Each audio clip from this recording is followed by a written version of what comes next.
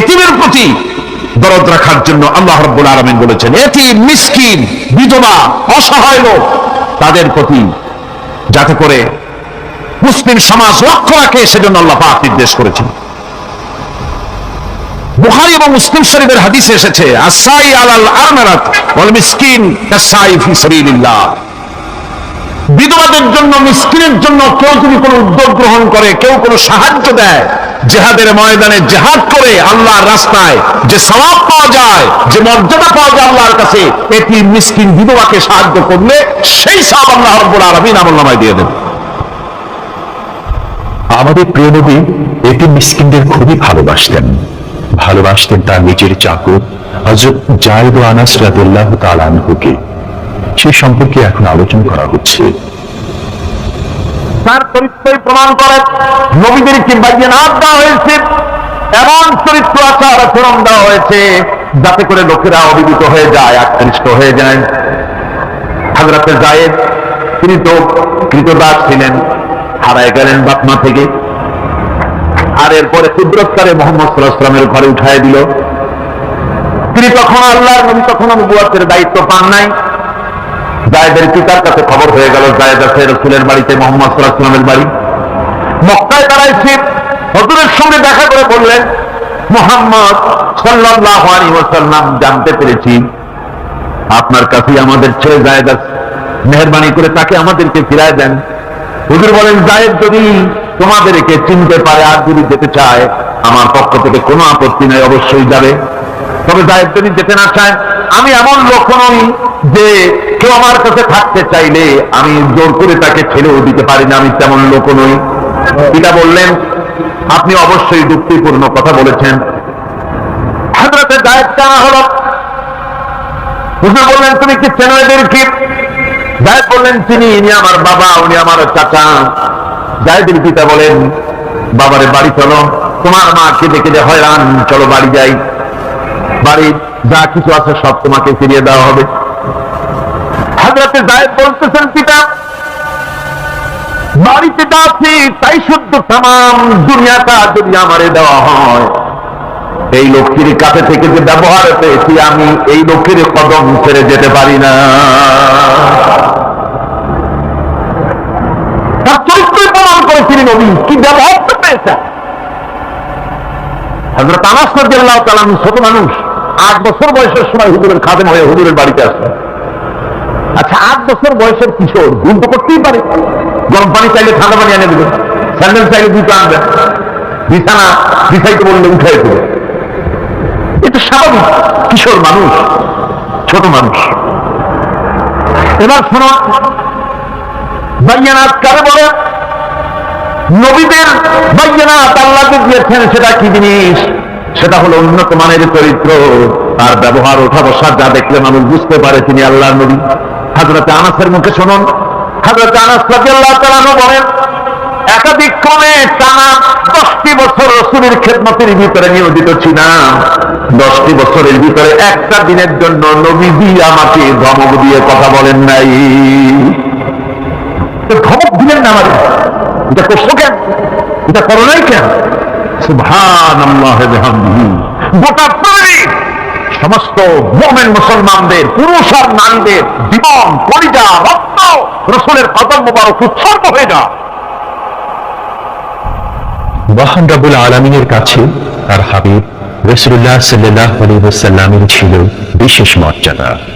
আসুন আমরা সে সম্পর্কে আলোচনা শুনি। আমার ভাইরা, রাসূল পাক সাল্লাল্লাহু আলাইহি ওয়াসাল্লাম আল্লাহর নবী এমন এক মহান সত্তা ছিলেন যে তিনি দোয়া আল্লাহর দরবারে হাত উঁচু করতে বেরিয়ে আছে, কিন্তু দোয়া কবুল হতে দেরি নয়। হিজরত করে মদিনায় এসেছেন, নামাজ পড়তে দিন চায়, কাবা শরীফের দিকে ফিরে যদি নামাজ পড়তে পারতাম দিলটা বড় ভালো লাগবে, কিন্তু হাত উঁচু করে মোনাজাত করতেছেন না, আল্লাহর কাছে বলতেছেন না যে আল্লাহ তুমি আমার কিবলাটা বাইতুল মুকাদ্দাস থেকে ফিরে যা, মক্কা শরীফে বাইতুল্লাহ দিকে ফিরে দাও, মুখেও বলতেছেন না, মনেও না, শুধু আকাশের দিকে বারবার তাকাচ্ছেন, মোনাজাত করেন নাই। মনে মনে আশা পোষণ করতেছেন যদি এমন একটা ওহী নাযিল হয়ে যেত। আল্লাহ রাব্বুল আলামিন সঙ্গে সঙ্গে রাসূল যোহরের নামাজ পড়তেছিলেন, 2 রাকাত পড়া হয়ে গেছে, এমন সময় ওহী নাযিল হয়ে গেল, قد نرى تقلب وجهك في السماء। নবী, আমি দেখতে পেয়েছি বারবার আপনি আকাশের দিকে তাকাচ্ছেন। সুবহানাল্লাহ, আমি দেখতে পেয়েছি। فلنولينك قبلة ترضاها فول وجهك شطر المسجد الحرام। আর দেরি নাই, আপনার মনের আশা পুরো হয়ে গেছে, এক্ষুনি আপনার কিবলা পরিবর্তন করুন। হুজুর 2 রাকাত পড়েছিলেন বাইতুল মাকদাসের দিকে ফিরে, বাকি 2 রাকাত তিনি মক্কা শরীফের কাবা শরীফের দিকে ফিরলেন। আজও পর্যন্ত সেই মসজিদ আছে, সাক্ষ্য দিচ্ছে নবীর কথা কিভাবে মঞ্জুর হয়। মসজিদে কিবলা তাই মদিনা মুনাওয়ারায় সে মসজিদ আজও আছে। রাসূল পাক সাল্লাল্লাহু আলাইহি ওয়াসাল্লাম এত বড় মর্যাদা সম্পন্ন ব্যক্তিত্ব, মহান ব্যক্তিত্বের উম্মতের মধ্যে আল্লাহ আমাদের শামিল করেছেন। শুকরিয়া স্বরূপ আমরা পড়ি আলহামদুলিল্লাহ। জোরে সোরে পড়েন আলহামদুলিল্লাহ। আমার ভাইরা, মর্যাদা এত বেশি আল্লাহ রাসূলকে আল্লাহ রাব্বুল আলামিন দান করেছেন। এই পৃথিবীতে কোন মানুষের সঙ্গে যদি আপনি বেয়াদবি করেন, তিনি আপনার বাপ হোক, তিনি আপনার মা হন, অথবা আপনার উস্তাদ হন, অথবা আপনার পীর হন, যে কেউ হোক না কেন, কারো সঙ্গে যদি কোনো বেয়াদবি হয়ে যায় তো শুরু একটা বেয়াদবি ছাড়া আর কিছুই না। কিন্তু নবীজির সঙ্গে যদি কেউ বেয়াদবি করে, সেটা শুধু বেয়াদবি থাকে না, কুফরি হয়ে যায়। কি হয়ে যায়? কুফরি হয়ে যায়। রাসূলুল্লাহকে কেউ তাওহীন করলে, অসম্মান করলে, সমালোচনা করলে কাফের হয়ে যায়। যেমন কি হয়ে যায়? কত বড় মর্যাদা! রাসূল পাক সাল্লাল্লাহু আলাইহি ওয়াসাল্লাম তার সামনে সাহাবায়ে কেরাম বসা, হুজুর কথা বলছেন, সাহাবায়ে কেরাম তারাও কথা বলছেন। কথা বলতে বলতে এক পর্যায়ে সাহাবীদের গলার আওয়াজ বড় হয়ে গেল, হুজুরের গলার আওয়াজ শোনা যায় না, সাহাবীদের গলার আওয়াজটা বড় হয়ে গেল। আল্লাহ রাব্বুল আলামিন এতটুকুই বরদাস্ত করলেন, আমার নবীর গলার আওয়াজের চাইতে তোমাদের আওয়াজ বড় হলো কেন? সঙ্গে সঙ্গে ওহী নাযিল হয়ে গেল। আল্লাহ রাব্বুল আলামিন বলেন, ইয়া আইয়ুহাল্লাযীনা আমানু লা তারফাউ আসওয়াতাকুম ফাওকা সাওতিন নবী। ও বিশ্বাসীরা, খবরদার, তোমরা যারা ঈমান এনেছো শোনো, তোমাদের গলার আওয়াজ যেন আমার নবীর গলার আওয়াজের চাইতে বড় না হয়ে যায়। যদি তা হয়, আন তাহবাতা আমালুকুম, জীবনের সমস্ত ভালো কাজগুলো আমি আল্লাহ বরবাদ করে দেব। আজ পর্যন্ত এই আয়াতে কারিমা রাসূল পাক সাল্লাল্লাহু আলাইহি ওয়াসাল্লামের রওজায়ে আতহারের সামনে সবুজ সাইনবোর্ডের উপরে সোনার অক্ষর দিয়ে এই আয়াতে কারিমা লেখা রয়েছে। সুবহানাল্লাহ। সর্বকালের, সর্বযুগের সর্বশ্রেষ্ঠ মহামানব, সর্বশ্রেষ্ঠ বিশ্বনবী, আল্লাহর পরে যার মর্যাদা, তিনি হচ্ছেন মুহাম্মদুর রাসূলুল্লাহ সাল্লাল্লাহু আলাইহি ওয়াসাল্লাম। যেখানেই বলেছেন জাহান্নামের কথা, সাথে সাথে আবার আল্লাহ পাক বলেছেন জান্নাতের কথা। যেখানেই বলেছেন আযাবের কথা, সাথে সাথেই বলেছেন রহমতের কথা। সুবহানাল্লাহ বলবেন না? আল্লাহ পাক বলছেন, আমি মুত্তাকিদের জন্য বিরাট সাফল্য রেখেছি। মূল সাফল্য কিন্তু পৃথিবীতে না, আসল সাফল্যের জায়গা কোথায়? পরকালে। বলেন, আসল সাফল্য কোথায়? পরকালে। কত বড় মন্ত্রী হইলেন, কত বড় ডাক সেটে নেতা হলেন, কোন দেশের প্রধানমন্ত্রী হলেন, কত টাকার মালিক হলেন, এটাই আপনার সফলতার বিফলতার মানদণ্ড নয়। আসল সাফল্যের মানদণ্ড কিয়ামতের দিন আল্লাহ রাব্বুল আলামিন আপনার সাথে কি ব্যবহার করবেন, ওটার উপরই সফলতা নির্ভর করবে, বিফলতা নির্ভর করবে। প্রিয় ভাই সব, কিয়ামতের সাফল্য শুধুমাত্র মুত্তাকিদের জন্য। কাদের জন্য বলুন? মুত্তাকিদের জন্য। আরবি ভাষায় তাকওয়া বলে একটি শব্দ আছে। এই তাকওয়া শব্দের অর্থ হচ্ছে বিরত থাকা, বেঁচে চলা, সতর্ক হওয়া এবং সাবধানে চলাফেরা করা। এটার নামই হচ্ছে তাকওয়া। একটিমাত্র জিনিস যদি মানুষের মধ্যে থাকে, সে মানুষটি ফেরেশতার চাইতে বেশি মর্যাদা সম্পন্ন হয়ে যায়। আর ওই জিনিসটি না থাকলে পরে শয়তানের চাইতে লোকটি নিকৃষ্ট হয়ে যায়। বলেন তো জিনিসটার নাম কি? তাকওয়া। বলেন না, নাম কি? তাকওয়া। এই তাকওয়া দিয়েই, এই তাকওয়া যার ভিতরে সৃষ্টি হয় সে ভালো কাজ করার জন্য উৎসাহিত হতে পারে। এই জন্য আল্লাহ রাব্বুল আলামিন বলেছেন, ফাত্তাকুল্লাহা মাস্তাতাতুম, আল্লাহ পাককে ভয় করো, যতটা ভয় করা সম্ভব অতটাই ভয় করো। প্রিয় ভাই সব, আল্লাহরে ভয় করুন।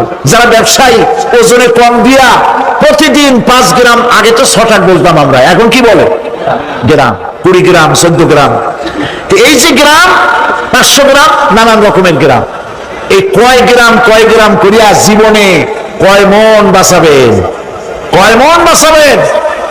আরেক দ্বারা আপনার হবে কি? মাপে কম দিলেন, ওজনে কম দিলেন, খাদ্যে ভেজাল দিলেন, চাউলে ভেজাল, ঘিতে ভেজাল, তেলে ভেজাল, সমানে দিতে থাকলেন। আহারে, যাওয়ার সময়, মৃত্যুর সময় সাথে কিছু নিয়ে যেতে পারবেন? পারবেন না। এখানে আল্লাহ পাককে ভয় করুন। ব্যবসায় বরকত দেওয়ার মালিক কে? জোরে বলেন কে? আল্লাহ রাব্বুল আলামিন বরকত দেওয়ার মালিক। এইটা বিশ্বাস করে আল্লাহকে ভয় করুন। ব্যবসায়ী ভাইরা নিয়ত করুন, ওজনে কম দেব না, খাদ্যে ভেজাল দেব না, মিথ্যে কথা বলবো না, এই তাফসীর শোনার দাম হবে। যারা চাকরি করেন তারা ওয়াদা করুন, সরকার যে বেতন দেয় সেই বেতন দিয়ে যেমন করে হোক কষ্ট করে জীবন যাপন করতে হলেও করব, হারাম ঘুষ খাবো না। ঘুষ খাওয়া হারাম, শূকরের মাংস খাওয়া যেমন হারাম, ঘুষের একটি পয়সাও থেকে শুরু করে কোটি কোটি টাকা পর্যন্ত তেমন হারাম। এগুলো যদি বাঁচতে পারে তাহলেই এর নাম হবে তাকওয়া। এটাকে আপনাকে বুঝতে হবে এইভাবে। পুলিশ দেখে না, এন্ট্রি করাপশন ডিপার্টমেন্ট দেখে না, গোয়েন্দা বিভাগের কেউ দেখে না, কিন্তু আল্লাহর চোখে ফাঁকি দেওয়া যাবে না। এটার নাম হলো তাকওয়া। এই আল্লাহকে ভয় যদি করতে পারি তাহলে পরিচয় হবে মুত্তাকি। আর কোরআন আসছে মুত্তাকিদের জন্য। ইবাদত করলে পরে তাকওয়ার সৃষ্টি হবে, রোজা রাখলে পরে তাকওয়ার সৃষ্টি হবে। আল্লাহকে ভয় করাটার নামই হলো তাকওয়া। এই তাকওয়া যারা করবে, আল্লাহরে ভয় করবে, সেই বান্দাদের জন্য আল্লাহ পাক বলছেন, ইন্না লিল মুত্তাকিনা মাফাজা, এই মুত্তাকিদের জন্যই রয়েছে বিরাট সাফল্য কিয়ামতের দিন। সুবহানাল্লাহ। আল্লাহ পাক এদেরকে জান্নাত দিবেন। কি দিবেন বলে?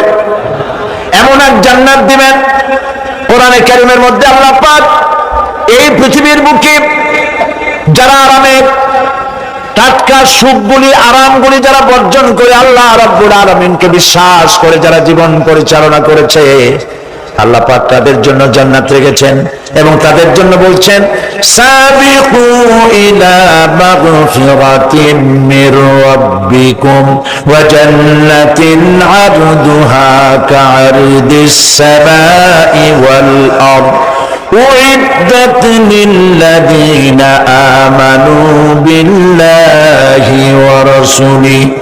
আল্লাহ পাক বলেন, প্রতিযোগিতা করো আল্লাহর মাগফিরাত কামনার জন্য আর জান্নাতে যাওয়ার জন্য প্রতিযোগিতা করো। আল্লাহর রহমত পাওয়ার জন্য সৎ কাজের প্রতিযোগিতা করো, তাহলে আল্লাহ রাব্বুল আলামিন তোমাদেরকে ক্ষমা করবেন আর তোমাদের জন্য এমন জান্নাত দিবেন যেই জান্নাত আকাশের বিশালতার, জমিনের বিশালতার মতো। এই বিরাট জান্নাত তোমাদেরকে দিবেন। এই জান্নাত চিরস্থায়ী সুখ এবং শান্তি জায়গা হবে। مثل الجنة التي وعد المتقون فيها أنهار من ماء غير آسن وأنهار من لبن لم يتغير طعمه। আল্লাহ পাক বলছেন জান্নাত আল্লাহ পাক ওয়াদা করেছেন মুত্তাকিদের জন্য। আল্লাহ পাক জান্নাত দিবেন যে জান্নাতের ভেতরে রয়েছে মধুর প্রস্রবণ, রয়েছে দুধের প্রস্রবণ, রয়েছে সেখানে স্বচ্ছ পানীয় পানির প্রস্রবণ রয়েছে।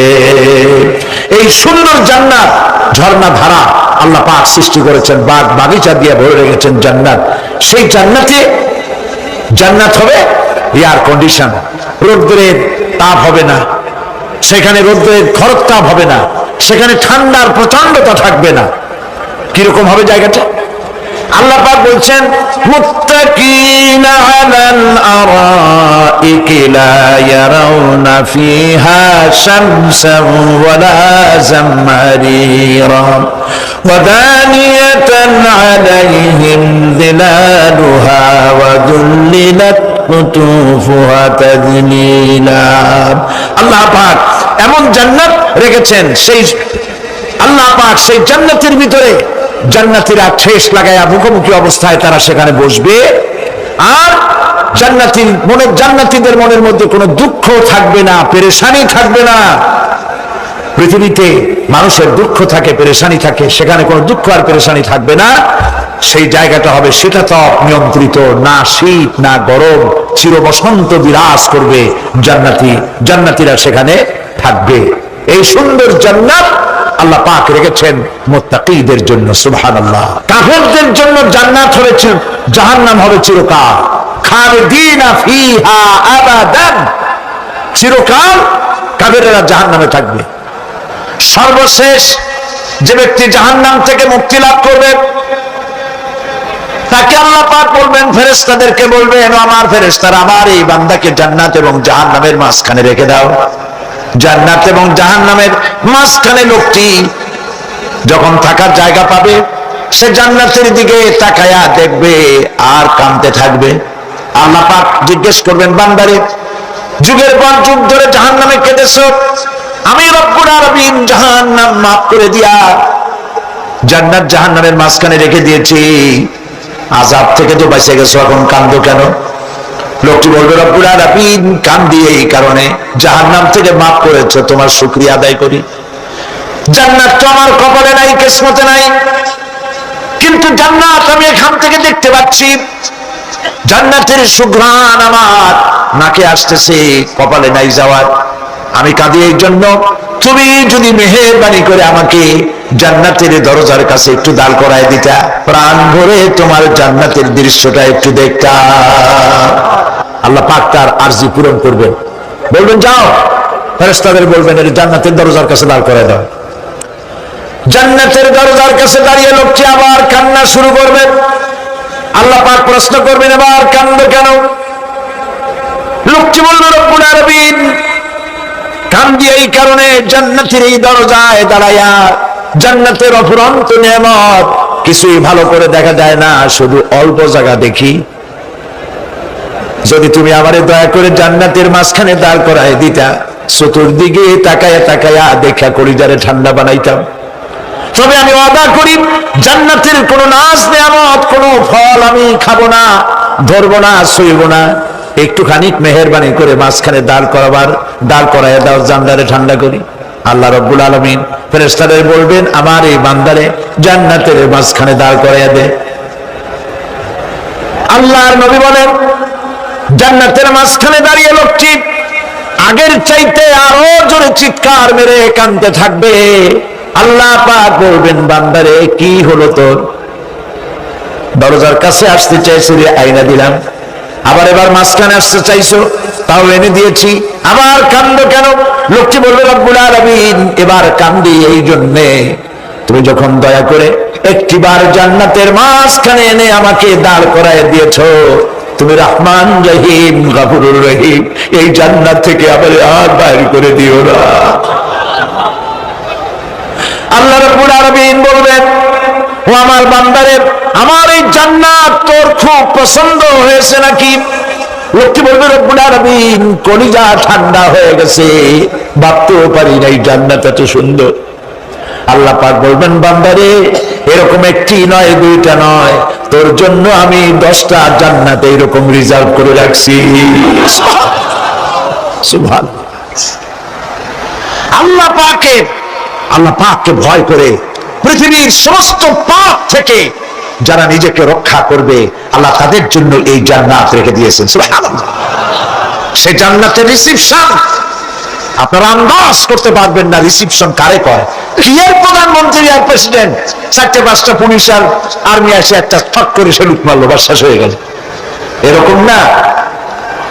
জান্নাতীদেরকে রিসিপশন দেওয়া হবে। জান্নাতীরা যখন আল্লাহর হুকুমে জান্নাতের দিকে যেতে লাগবে, আর যখন জান্নাতের কাছে চলে যাবে, আল্লাহ রাব্বুল আলামিন শোনায় দিচ্ছেন, হাত্তা ইযা জাউহা فتحت أبوابها وقال لهم خزنتها سلام عليكم طبتم فادخلوها خالدين سبحان الله জান্নাতীরা যখন জান্নাতে প্রবেশ করার দরজার মুখোমুখি হবে দ্বার রক্ষীগণ তখন বলবে সালামুন আলাইকুম, আল্লাহর শান্তি তোমাদের উপরে বর্ষিত হোক। সুবহানাল্লাহ। দুনিয়ার টাটকা টাটকা সুখগুলি দুই পা দিয়ে ঠেলে দিয়েছো, টাটকা সুখগুলি গ্রহণ করো নাই, হারাম খাও নাই, আল্লাহর দ্বীন কায়েমের জন্য রক্ত দিয়েছো, জীবন দিয়েছো, কষ্ট করেছো, আল্লাহকে ভয় করেছো। আমাদের সালাম গ্রহণ করো, জান্নাতের মধ্যে ঢুকে যাও চিরকালের জন্য। সুবহানাল্লাহ। আর বাইর হওয়া লাগবে না, চিরকাল এই জান্নাতের মধ্যে তোমরা বসবাস করতে পারবে। আল্লাহ রাব্বুল আলামিনের ফেরেশতারা বলে দিবেন। এই পৃথিবীর 1 ইঞ্চি মাটির জন্য দেখেন না শহরে কি করে, বাড়ির পাশে বাড়ি উঠাইছে, 1 ইঞ্চি জমিন ছাড়বে না। হায় হায়, আর একজনের রাস্তা পাক আর না পাক, জমিন ছাড়বো না। অন্যের জমিন দখল করায় কি মজা পায়। হায় হায়, অন্যের জমিন নেওয়ার জন্য পাগল হয়ে যায় মানুষ। দুনিয়াকে ভালোবাসে, 1 কাঠা জমির জন্য, 1 আঙ্গুল জমিনের জন্য মামলা মোকদ্দমা, জজ কোর্ট, হাইকোর্ট, সুপ্রিম কোর্ট, তারপরেও ছাড়ে না। ঠিক না? এই জমিন যে এত ভালোবাসলেন, এত মামলা মোকদ্দমা করলেন, এই জমিনের 1 ইঞ্চিও খেতে পারবেন না, বরং মরে দেখেন জমিন হা করে আপনাকে গিলে ফেলে দেবে। আপনার হাড্ডি গুড্ডি গুস্ত সুদ্ধা মিশে যাবে এই মাটিতে। পৃথিবীকে ভালোবাসে কোনো লাভ নাই। স্ত্রী পুত্র পরিজন যার যতটুকু পাওনা দিবেন, ভালোবাসবেন, কিন্তু মূল ভালোবাসা কলিজাটা ভরা থাকবে আল্লাহর জন্য। কার জন্য? স্ত্রীর ভালোবাসা স্ত্রীকে দিবেন, মায়ের শ্রদ্ধা, বাপের শ্রদ্ধা, সন্তানের ভালোবাসা আলাদাভাবে দিবেন। আর সব থেকে যিনি ভালোবাসা পাওয়ার দাবিদার, তার জন্য রাতের বেলায় জাগুন, সিজদা দিয়া কাঁদতে থাকুন। এই চোখ দুটা কে দিছে? এই জিহ্বা কে দিছে? এই কান কে দিয়েছেন? এই সুন্দর শরীর কে দিয়েছেন? বলার তৌফিক, শোনার তৌফিক কে দিয়েছেন? এই হক আদায় করতে গভীর রাত্রে জাগতে হবে, পাইকারি দরে ঘুমায়েন না, একটু জাগুন, শেষ রাত্রে উঠুন, শেষ রাত্রে জেগে প্রেম করুন আল্লাহর সাথে। প্রেম কি ঢোল পিটায় করা যায়? ইনকিলাব, সংগ্রাম, এইসব পত্রিকায় বিশাল হেডিং দিয়া কেউ প্রেম করে? বিজ্ঞাপন দিয়া, টেলিভিশনে বিজ্ঞাপন দিয়ে প্রেম করে। প্রেম করে কিভাবে? গোপনে, আর মিলিত হয় নির্জনে। সবচাইতে বড় প্রেমিক হবে নিজে হতে হবে, আর আল্লাহকে সব থেকে বেশি ভালোবাসা দিতে হবে। সেজন্য আল্লাহ রাব্বুল আলামিন বলেছেন প্রেম করার জন্য কিছুটা নির্জনতা প্রয়োজন।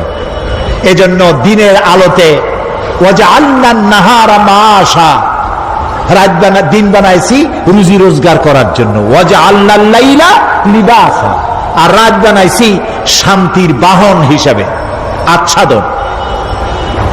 সূর্যের আলোর ঝলকানি চলে গেছে, আলোর তীব্রতা আর নাই। গোটা পৃথিবীর উপরে আমি একটা কালো চাদর দিয়া ঢেকে দিলাম রাতের আধার, আর একেবারে অন্ধকার না করে আকাশে ডিম লাইটের মতো করে কতগুলি তারা জ্বালাইয়া দিলাম। এখন কেউ জেগে নাই, সব ঘুমানো। আমার প্রেমিক কে আছো? ওঠো, উজু করে সিজদায় পড়ে যাও, সিজদায় পড়ে যাও, কান্দো, গুনাহ মাপ চাও, যা করেছো মাপ চাও। তুমি গুনাহ করেছো আর আমি মাফ করার মালিক। ইন্নাল্লাহা ইয়াগফিরুয যুনুবা জামিআ, সব মাফ করে দেব, গুনাহগুলি নেকি দিয়া বদলায় দেব। আমার কাছে কাঁদো, চোখের পানি ফেলো। প্রিয় ভাই সব, রাতে জাগতে শিখুন। রাসূলুল্লাহ বলেছেন ওর থেকে ভালো স্বামী আর দুনিয়ায় নাই। কে বলেছেন? রাসূলুল্লাহ বলেছেন ওর থেকে ভালো স্বামী আর দুনিয়ায় নাই, যে গভীর রাত্রে নিজে জেগে তাহাজ্জুদ রুজু করে নিজের বউরে উঠায়। বউ উঠতে চায় না, পানি এনে বউর মুখের উপরে ছিটায় দেয়, ওঠো বিবি, একসাথে তাহাজ্জুদের নামাজ পড়ি। রাসূলুল্লাহ বলেছেন, ওর থেকে ভালো বউ পৃথিবীতে আর নাই, যে বউ রাতের বেলায় ঘুমের থেকে জেগে তাহাজ্জুদের উযু করে, স্বামীরে উঠাইতে চেষ্টা করে, ওঠে না, উযুর পানি স্বামীর চেহারায় ছিটায় দেয় আর বলে, স্বামী ওঠো, একসাথে তাহাজ্জুদের নামাজ পড়ি। এই পৃথিবীতে আমাদের ভালোবাসা যেন শেষ না হয়, এক জান্নাতে যেন থাকতে পারে। কাঁদো, ওঠো। গভীর রাত্রে তাহাজ্জুদের নামাজ পড়ে মাথাটা নিচু করে গুনগুন করে গাইতে থাকেন, ইয়া আল্লাহু পড়েন, ইয়া আল্লাহু, ইয়া রহমানু, ইয়া রহিমু, ইয়া হাইয়ু, ইয়া কাইয়ুম। প্রাণ দিয়া বলেন, ইয়া আল্লাহু, ইয়া রহমানু, ইয়া রহিমু, ইয়া হাইয়ু, ইয়া কাইয়ুম।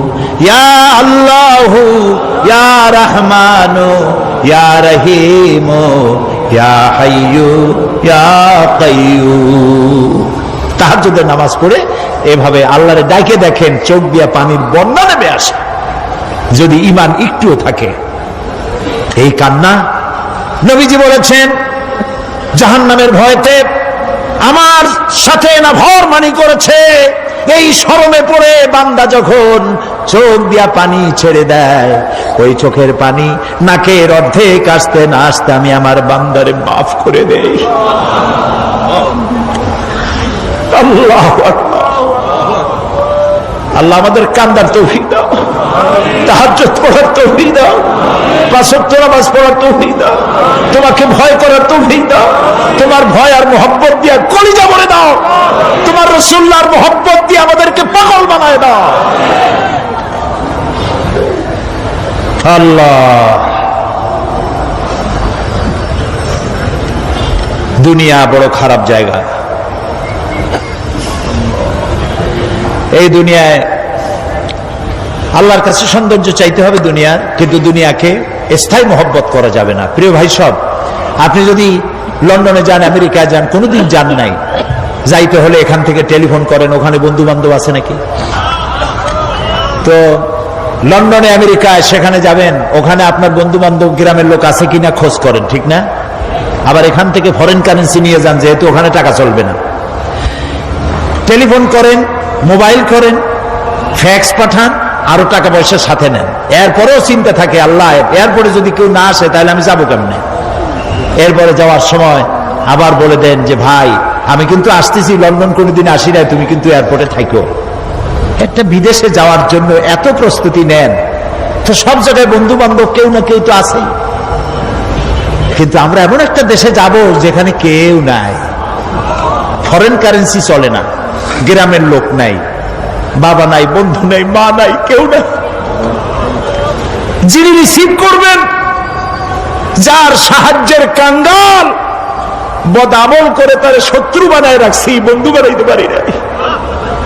তাহলে কি জবাব হবে কিয়ামতে? কি হবে কবরে? কি হবে উপায়?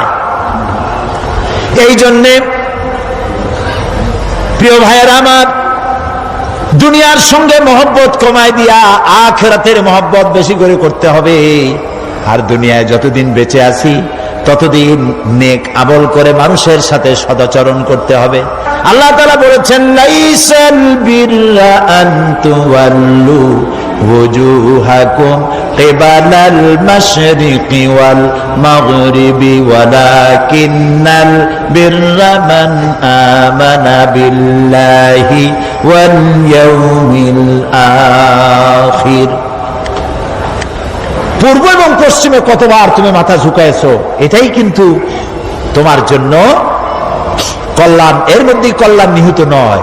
তার মানে কি? আপনি কত সেজদা আল্লাহরে দিলেন, কত মানুষ তো আছে সেজদা দিতে দিতে কপালে কালো দাগ হয়ে গেছে, আছে না? কিন্তু মিথ্যা ছাড়ে না। কিয়ামতের দিন, বুখারী শরীফের হাদিস, আল্লাহ পাকের নবী বলেছেন, কিয়ামতের দিন সর্বপ্রথম আল্লাহ জিজ্ঞেস করবেন, বান্দা নামাজ পড়ছো কিনা? প্রথম প্রশ্ন কি বলেন? প্রথম প্রশ্ন কি? যার নামাজ কবুল, তার সমস্ত নেক আমল মঞ্জুর। যার নামাজ কবুল হবে না, কোনোটাই মঞ্জুর হবে না। কথা বুঝতে পেরেছেন? নামাজ সঠিকভাবে আদায় করতে হবে।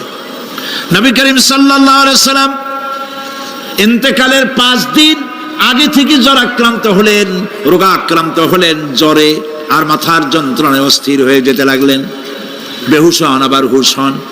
যেদিন তিনি ইন্তেকাল করবেন তার আগের দিনেও তিনি জোহরের নামাজ পড়ার জন্য সাহাবীদের কাঁধের উপরে ভর দিয়ে নামাজ পড়তে গেছেন, পা উঁচু করে নিতে পারেন নাই, পা টেনে টেনে নিয়েছেন। তিনি সেখানে খুতবা দিলেন, বললেন, ও আমার উম্মতেরা, এই পৃথিবীতে আল্লাহ রাব্বুল আলামিন তার এক বান্দাকে পৃথিবীর সব জাগতিক সম্পদ দিতে চেয়েছিলেন, কিন্তু সেই বান্দা সব জাগতিক সম্পদকে উপেক্ষা করে আল্লাহর সঙ্গে দিদার করা বেশি পছন্দ করেছেন। কেউ কিছুই বুঝলো না। হযরত আবু বকর রাদিয়াল্লাহু তাআলা আনহু খুব কাঁদতে লাগলেন। তিনি বুঝতে পেরেছেন যে এই পৃথিবীতে সমস্ত সম্পদ দিতে চেয়েছিলেন আল্লাহ যাকে, তার নাম বিশ্বনবী। তিনি সবগুলি উপেক্ষা করে আল্লাহর সঙ্গে দিদার করা বেশি পছন্দ করেছেন। আমরা অতি তাড়াতাড়ি নবীজি থেকে নবীর এতিম হয়ে যাব। পরের দিন এশার নামাজের রক্ত হলো, আজান হয়ে গেল, মসজিদে মুসল্লিরা ভরে গেছে, সাহাবায়ে কেরাম সব এসে গেছেন। হুজুরের জন্য বহুক্ষণ অপেক্ষা করার পর হযরতে আবু বকর রাদিয়াল্লাহু তাআলা আনহু তিনি ইমামতির জায়গায় দাঁড়ায় গেছেন। নবীজি বেহুশ অবস্থায় ছিলেন ঘরের মধ্যে। হুশ আসার পর তিনি হযরত আয়েশাকে বললেন, আয়েশা, মসজিদে নববীতে এখন কি হতেছে? তিনি বললেন, নামাজ হচ্ছে, লোকেরা আপনার অপেক্ষা করেছে, কিন্তু আপনাকে না পাইয়া দীর্ঘক্ষণ অপেক্ষা করার পর আপনাকে না পেয়ে আমার বাবার ইমামতিতে তারা নামাজ পড়তেছে, কিন্তু মুসল্লিদের মধ্যে কান্নার রোল পড়ে গিয়েছে। তাদের ধারণা হয়েছে নবীজির জায়নামাজে যখন হযরত আবু বকর দাঁড়ায় গেছে, নবীজির পিছনে নামাজ পড়া আর আমাদের কিসমতে হবে না। নবীজি বলছেন, আয়েশা রে, মসজিদে নববীর দিকের দরজাটা খুলে দাও, আমি নামাজের দৃশ্য দেখতে চাই। দরজা খুলে দেওয়া হলো। নবীজি কোন রকম মাথা উঁচু করে মসজিদে নববীতে নামাজের দৃশ্য নিজে অবলোকন করে আবার শুয়ে পড়লেন। হযরত আয়েশা লক্ষ্য করে দেখেন নবীজির চোখের পানি দিয়ে কোনা দিয়া পানি বেয়ে বেয়ে পড়ছে। হযরত আয়েশা প্রশ্ন করলেন, ইয়া রাসূলুল্লাহ, নামাজের দৃশ্য দেখি কাঁদছেন কেন? হুজুর বলেন, আয়েশা রে, এটা কোনো দুঃখের পানি নয়, আমি কাঁদতেছি এই জন্যে, এই নামাজের জামাত কায়েমের জন্য তায়েফের ময়দানে অনেক রক্ত ঝরেছে, আবার উহুদের ময়দানে দান দান শহীদ হয়েছে, সাহাবায়ে কেরাম জীবন দিয়েছে। আজ আমি দেখতে পেলাম আমার উম্মতেরা জামাতে নামাজ পড়ছে। আমার ধারণা হলো ভবিষ্যতে কিয়ামত পর্যন্ত আমার উম্মতেরা এইভাবে জামাত বন্দী হয়ে নামাজ আদায় করবে। নবীজি আবার বেহুশ হয়ে পড়লেন। মসজিদে নববী থেকে আজ আর কেউ বাড়ি যায় না, সবাই কান্দে। আজ রাত বোধহয় নবীজি কাটাবেন না। মেয়েরা কাঁদতেছে, সাহাবায়ে কেরাম কাঁদতেছেন, আজওয়াজে মুতাহারাত তারা কাঁদতেছেন। নবীজির আবার হুঁশ হলো, তাকায় দেখেন ঘরের মধ্যে কান্নাকাটি, মসজিদে নববীতে কান্নাকাটি। সব থেকে বেশি কাঁদতেছেন মা ফাতেমা। নবীজি হযরত ফাতেমার কান্না দেখে ইশারা করলেন, কাছে আয়। হযরত ফাতেমা রাসূলের কাছে গেলেন। নবীজি কানে কানে কি যেন বললেন, কান্নাটা বন্ধ হয়ে গেল। হযরত আয়েশা জিজ্ঞেস করলেন, মা, তোমার আব্বা তোমার কানে কি বললো আর কান্না বন্ধ হয়ে গেল? হযরত ফাতেমা বলে, আম্মাজি, আমার আব্বা আমাকে বললেন, মা ফাতিমা, তোমার কান্না আমার বরদাস্ত হয় না, কেঁদো না, আমি মৃত্যুর পরে সকলের আগে তোমার সাথে আমার দেখা হয়ে যাবে। হযরত ফাতেমা বলছেন, আম্মাজি, আমি বুঝতে পেরেছি আমার আব্বার এই কথার অর্থ কি। নবীজির ইন্তেকালের পরে আত্মীয় স্বজনের মধ্যে সবার আগে আমার মৃত্যু হবে, আর আমার পিতার সাথে আমি মিলিত হতে পারবো। রাত যখন শেষ হয়ে এলো, নবীজির হুঁশ হয়েছে। তাকায় দেখেন হযরত জিবরাইল দাঁড়ানো। হযরত জিবরাইল নবীজির চেহারা মোবারকের দিকে তাকায় বলেন, আসসালামু আলাইকা ইয়া রাসূলুল্লাহ। আল্লাহ আপনাকে সালাম বলেছেন, আর আল্লাহ পাক জানতে চেয়েছেন আপনার মুখে আপনি কেমন আছেন। আল্লাহ জানেন আপনার অবস্থা কি, তারপরেও আপনার মুখে শুনতে চেয়েছেন আপনি কেমন আছেন। নবীজি বলছেন, জিবরাইল, বড় কষ্টে আছি, বড়ই যন্ত্রণা, বড়ই কষ্ট। হযরতে জিবরাইল বলছেন, ইয়া রাসূলুল্লাহ, আজকে এক নতুন ফেরেশতা আমি সাথে করে নিয়ে এসেছি। এই ফেরেশতা পৃথিবীর কোন নবী অথবা কোন মানুষের কাছে যাওয়ার জন্য অনুমতি চায় না, আজ আপনার কাছে অনুমতি ভিক্ষা চায় কাছে আসার জন্য। ওই ফেরেশতার নাম হচ্ছে মালাকুল মউত। হযরতে মালাকুল মউত বলেন, ইয়া রাসূলুল্লাহ, এই পৃথিবীতে আদম আলাইহিস সালাম থেকে নিয়ে পর্যন্ত কোন মানুষের জান কবজের জন্য আমার অনুমতি চাওয়া লাগে নাই, আর কোনোদিন লাগবে না। আজ আমি আসার সময় আল্লাহ বলেছেন আপনার জান কবজের জন্য আমি যেন আপনার কাছে অনুমতি ভিক্ষা চাই।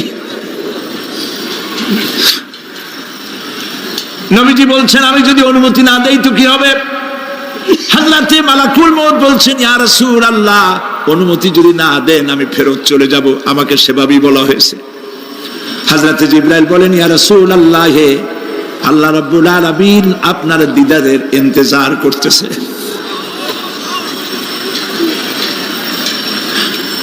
নবীজি বলছেন, মালাকুল মউত, তুমি জান কবজের কাজ শুরু করো। মালাকুল মউত যখন কাছে এসেছে, রাসূল জিজ্ঞেস করলেন, আয়েশা, ঘরে যে কয়েক টুকরা স্বর্ণ ছিল সেগুলোর কি অবস্থা? ছোট ছোট 6 টুকরা স্বর্ণ ছিল। হযরত আয়েশা বলছেন, হুজুর আমি এগুলো রেখে দিছি। হুজুর বলছেন, না, রাখতে পারবে না, আমার ইন্তেকালের আগে খয়রাত করে দাও। মুহাম্মদ সাল্লাল্লাহু আলাইহি ওয়াসাল্লাম আল্লাহর কাছে অবস্থায় উঠবে না যে তার ঘরের ভিতরে সোনা ছিল। দিয়ে দাও, খয়রাত করে দিয়ে দাও। হযরতে মালাকুল মউত রাসূলের জান কবজ শুরু করে দিলেন। রাসূলুল্লাহ জীবনের শেষ কথা বললেন, আসসালাত আসসালাত ওয়া মা মালাকাত আইমানুকুম। আমার উম্মতেরা, বিদায় লগ্নে বলে গেলাম, নামাজ নামাজ নামাজ ছেড়ে দিও না।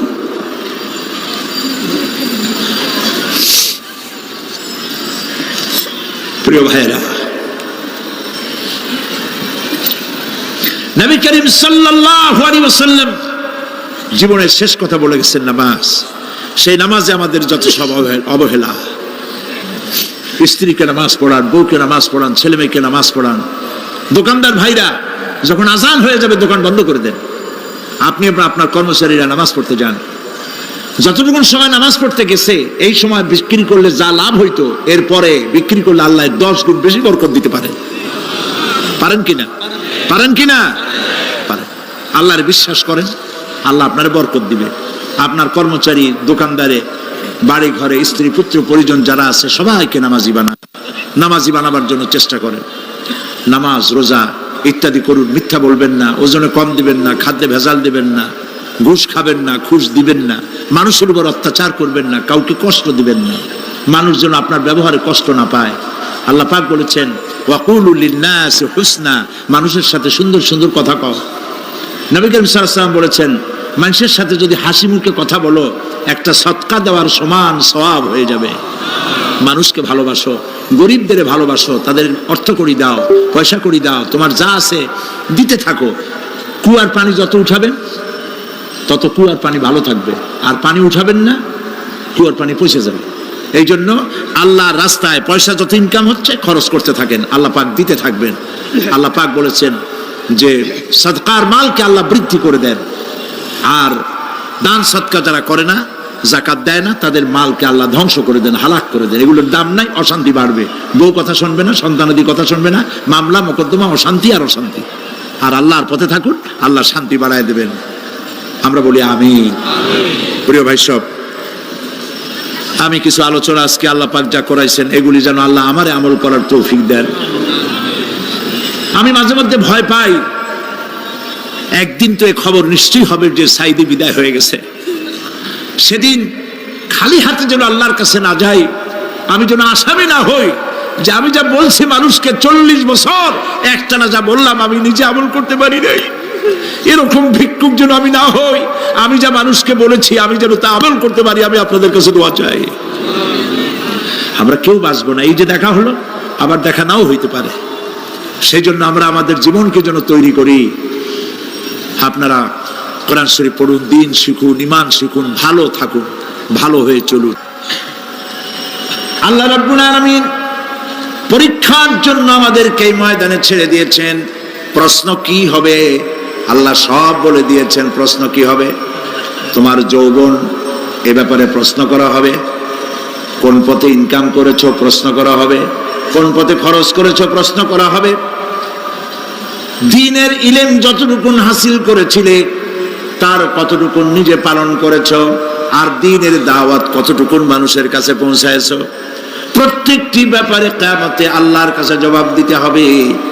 এই জন্য কবি বলছেন, আমল সে জিন্দেগি বনতি হ্যায়, ये जन्नत भी व जहन्नम भी, ये खाके अपनी फितरत है ना नारी ना नूरी। মানুষের জীবন আমল দিয়ে গঠন হয়, আমল দিয়ে জীবন গড়ে, নইলে এই মাটির তৈরি দেহ জান্নাত আর জাহান্নামের কিছু দিয়ে তৈরি হয় নাই। আপনি ইচ্ছে করলে দেহটাকে জাহান্নামের জন্য উপযোগী করতে পারেন, ইচ্ছে করলে এই দেহটাকে জান্নাতের জন্য উপযোগী করতে পারেন। এটি আপনার ইখতিয়ারে আল্লাহ দিয়েছেন, আপনাকে বাধ্য করা হয় নাই যে সেজদা না দিলে ফেরেশতা এসে ঘাড়ের উপরে পিটাবে, সুদ ঘুষ জেনা করলে পরে ঠ্যাং পিটায় ভেঙে দেওয়া হবে না।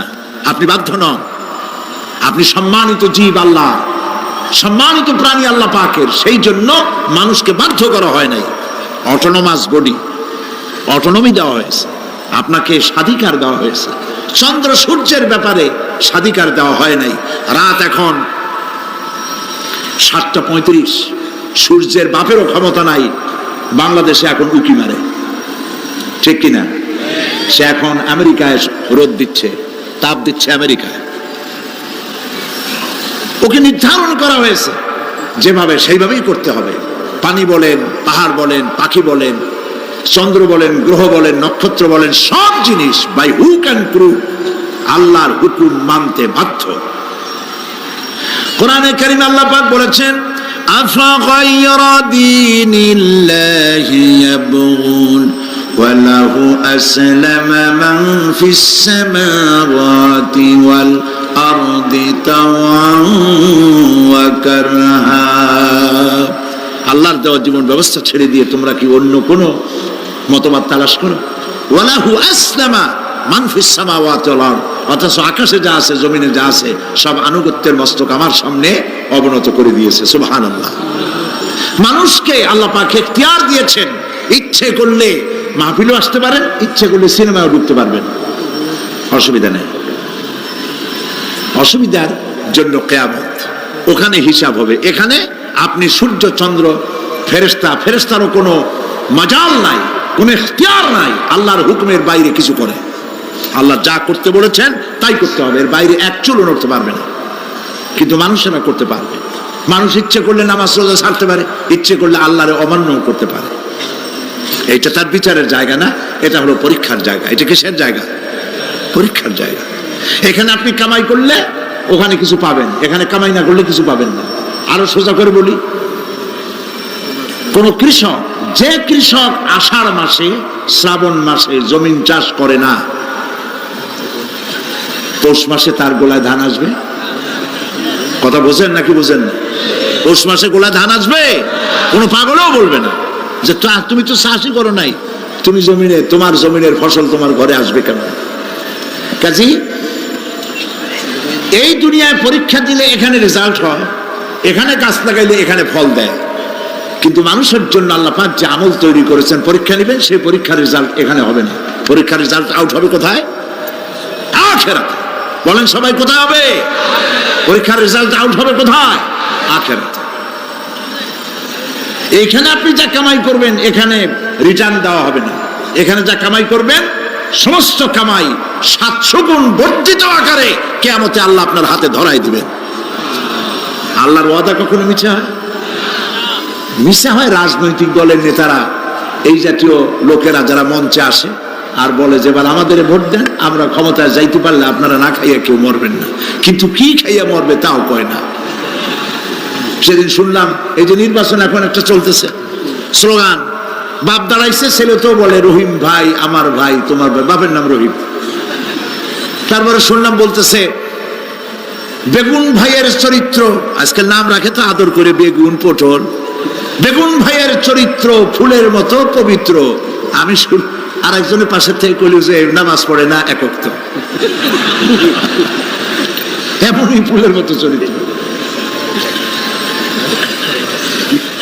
তো দুনিয়ার ময়দানে আপনি যা কামাই করবেন এখানে রেজাল্ট আউট হবে, এখানে আপনি পাবেন ফল, এখানে পাবেন।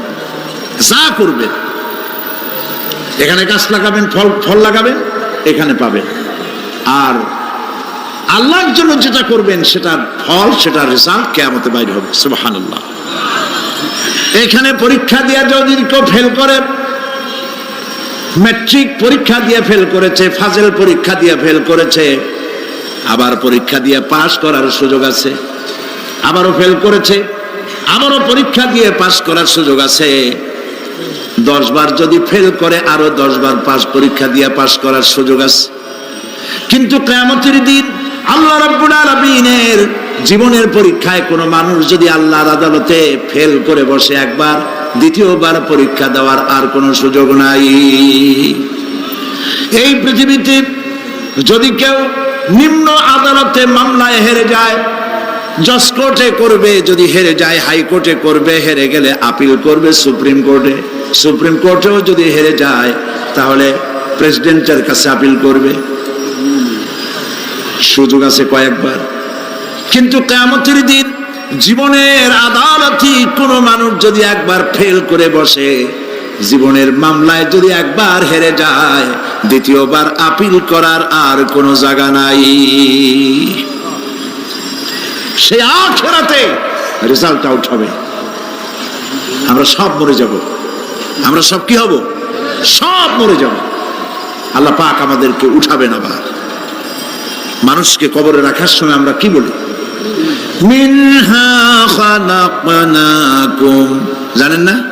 পড়েন, মিনহা খালাকনাকুম ওয়া ফিহা নুঈদুকুম ওয়া মিনহা নুখরিজুকুম তারাতান উখরা। এই মাটি দিয়ে তোমাকে তৈরি করা হয়েছিল, এই মাটির মধ্যে রেখে গেলাম, এর থেকে আবার তোমাকে উত্থিত করা হবে। কে বলতেছেন এ কথা? আল্লাহ পাক বলছেন, আল্লাহ তাআলা বলছেন। কি নিষ্ঠুর এই পৃথিবী! ভেবে দেখেছেন কি একবারও কি ভেবে দেখেছেন এই পৃথিবী কত নিষ্ঠুর? এই সন্তান সন্ততি সব একটি মোহ, একটি মায়া, একটি মহব্বত, একটি প্রতারণা।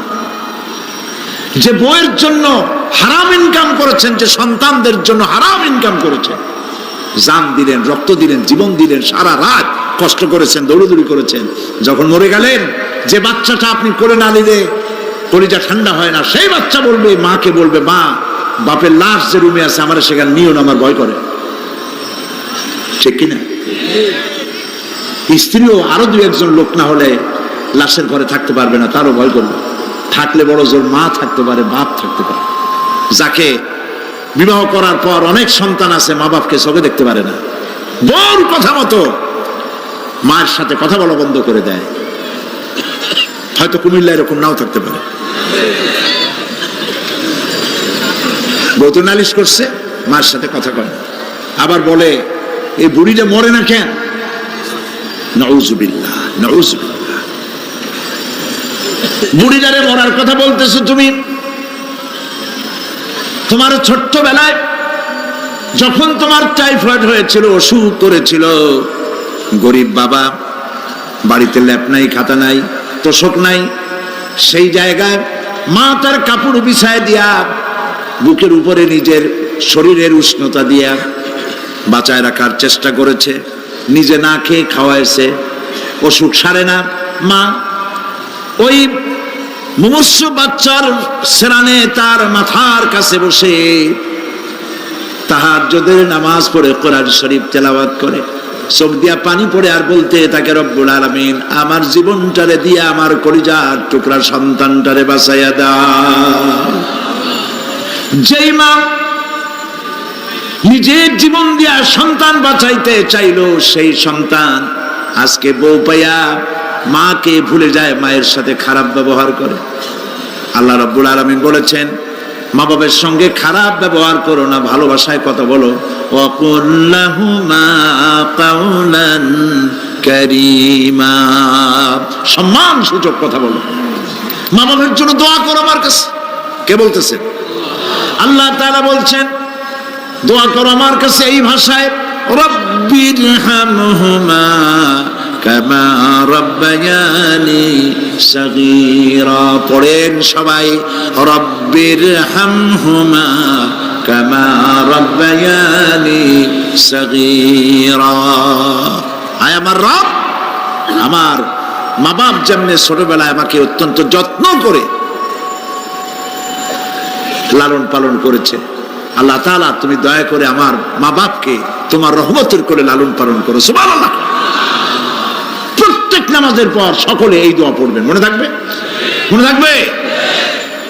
প্রিয় ভাই সব, সেই কিয়ামতের মাঠে আমাদেরকে উঠতে হবে, আল্লাহর দরবারে উঠতে হবে। সেই সময় আমাদেরকে কেউ উপকার করবে না। يوم لا ينفع مال ولا بنون। সম্পদ আর সন্তান সন্ততি কোনো কাজে লাগবে না। মা তার সন্তানকে চিনবে না, সন্তান তার মাকে চিনবে না, বাপ তার সন্তানকে চিনবে না, কেউ কাউকে পরিচয় দিবে না। কি মারাত্মক অবস্থা!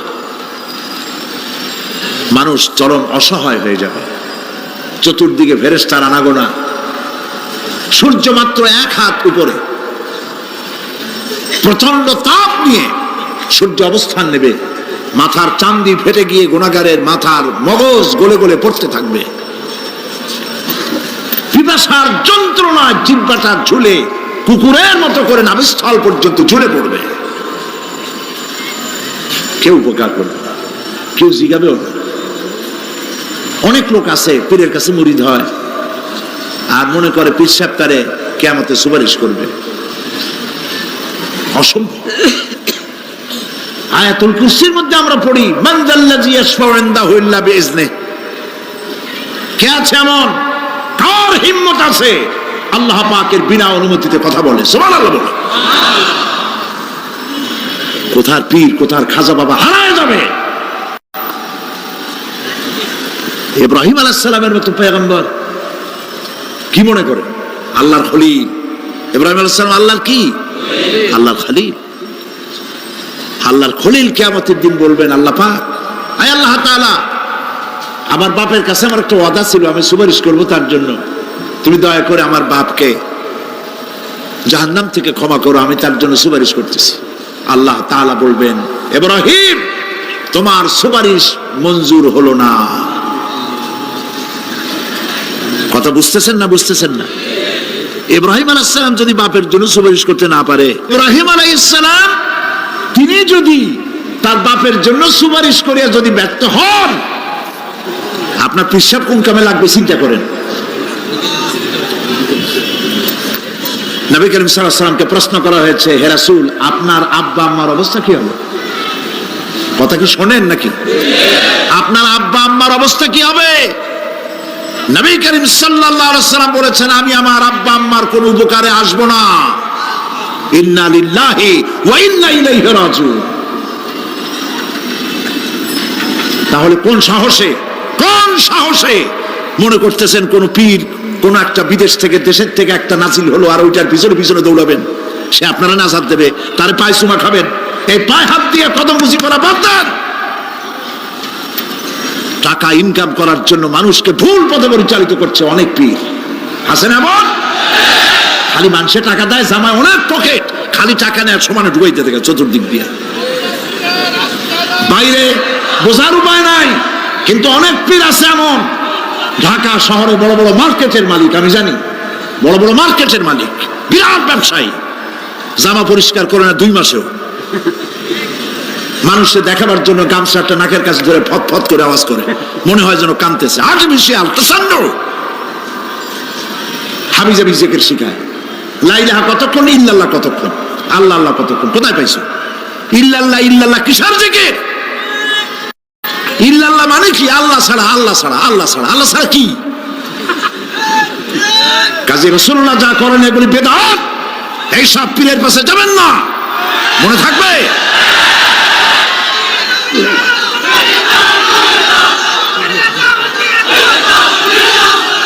প্রিয় ভাই সব, কিয়ামতের দিন আপনার আমল, একমাত্র আমল আপনাকে বাঁচাইতে পারবে। এই কোরআন শরীফে আল্লাহ পাক বলেছেন, ইয়া আইয়ুহাল্লাযীনা আমানু আবতাগু ইলাইহিল ওয়াসিলা, হে বিশ্বাসীরা ওসিলা ধরো। ধুরন্ধর এক শ্রেণীর লোকেরা এর অর্থ করেছে পীর ধরো। দুনিয়ার কোন তাফসীর, যত মুফাসসির পৃথিবীতে জন্মগ্রহণ করেছেন, কোন মুফাসসির এটা বলেন নাই আবতাগু ইলাইহিল ওসিলার মানে হলো পীর ধরো। বরং সমস্ত তাফসীর মুহাক্কিকিন বলেছেন আবতাগু ইলাইহিল ওসিলা আয় আমলে সালেহ, নেক আমলের ওসিলা ধরো। সুবহানাল্লাহ, নেক আমলের ওসিলা ধরো। প্রিয় ভাই সব, ধান্দাবাজি ছাড়তে হবে। কিয়ামতের দিন মানুষ একেবারে অসহায় হয়ে যাবে, কেউ সাহায্য করবে না। সেই দিন প্রশ্নপত্র সামনে আসবে, আমলনামাগুলি বেঈমানের পিছন দিক থেকে বাম হাতে আসবে, আর ইমানদারের সামনে থেকে ডান হাতে আসবে। আমলনামা হাতে পাওয়ার সঙ্গে সঙ্গে বেঈমান বুঝে ফেলবে তার জায়গা কোথায়। কলিজা তখন গলার কাছে চলে আসবে। সত্য ছিল একসাথে।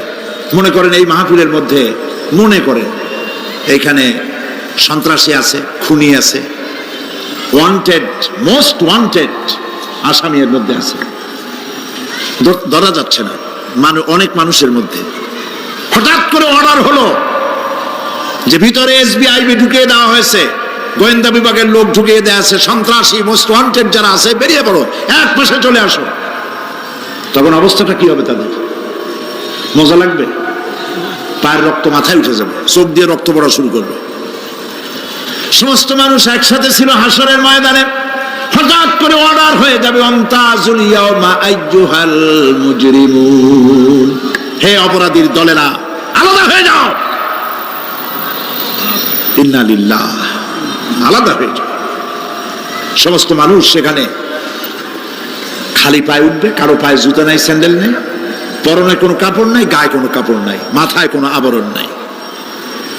হযরত আয়েশা সিদ্দিকা রাদিয়াল্লাহু তাআলা আনহা, তিনি নবী করিম সাল্লাল্লাহু আলাইহি ওয়াসাল্লামের কাছে কিয়ামতের এই বর্ণনা শুনে কাঁদতেছিলেন আর বলতেছিলেন, হে আল্লাহর রাসূল, কিয়ামতে সকলকে ভাবে উঠতে হবে, এমনকি আমাকেও? হুজুর বললেন, প্রত্যেকটি মানুষকেই উলঙ্গিনী হয়ে উঠতে হবে। তিনি প্রশ্ন করলেন, তখন কি শরম হবে না? নবী করিম সাল্লাল্লাহু আলাইহি ওয়াসাল্লাম বলছেন, জাহান্নামের ভয়তে কেউ কারো দিকে তাকাবার সুযোগ পাবে না। সব উপরের দিকে তাকায় থাকবে আর বলবে, আল্লাহ আমারে বাঁচাও, আল্লাহ আমারে রক্ষা করো। সমস্ত নবীরা, সমস্ত নবী আদম আলাইহিস সালাম থেকে শুরু করে ঈসা আলাইহিস সালাম পর্যন্ত সব নবী বলবেন, নাফসি নাফসি, আল্লাহ আমারে বাঁচাও, আমাকে রক্ষা করো। কোথায় যাবে আপনার পীর সাহেব? একমাত্র ব্যক্তি বিশ্বনবী মুহাম্মদ রাসূলুল্লাহ সাল্লাল্লাহু। মানুষেরা হয়রান হয়ে যাবে, আদম আলাইহিস সালামের কাছে যাবে, আবাল বাশার, আপনি প্রথম মানুষ, আমরা বিপদে শেষ হয়ে গেছি, 50,000 বছর দাঁড়ায় আছি। কয় বছর দাঁড়ায় থাকতে হবে? কোথায় আছে? এই কোরআন শরীফ, 50,000 সানা মিম্মা তাউদ্দুন। এই পৃথিবীতে গণনা করলে 12 মাসে 1 বছর, 12 বছরে 1 যুগ, এরকম করে করে 50,000 বছর পৃথিবীতে গুনলে যত বড় লম্বা হয়, বিচারের দিনটা এত বড় লম্বা হবে। সবাই বলবে, আদম আলাইহিস সালাম আমাদের জন্য একটু আল্লাহকে সুপারিশ করুন যেন তিনি আমাদের বিচারটা তাড়াতাড়ি করে দেন।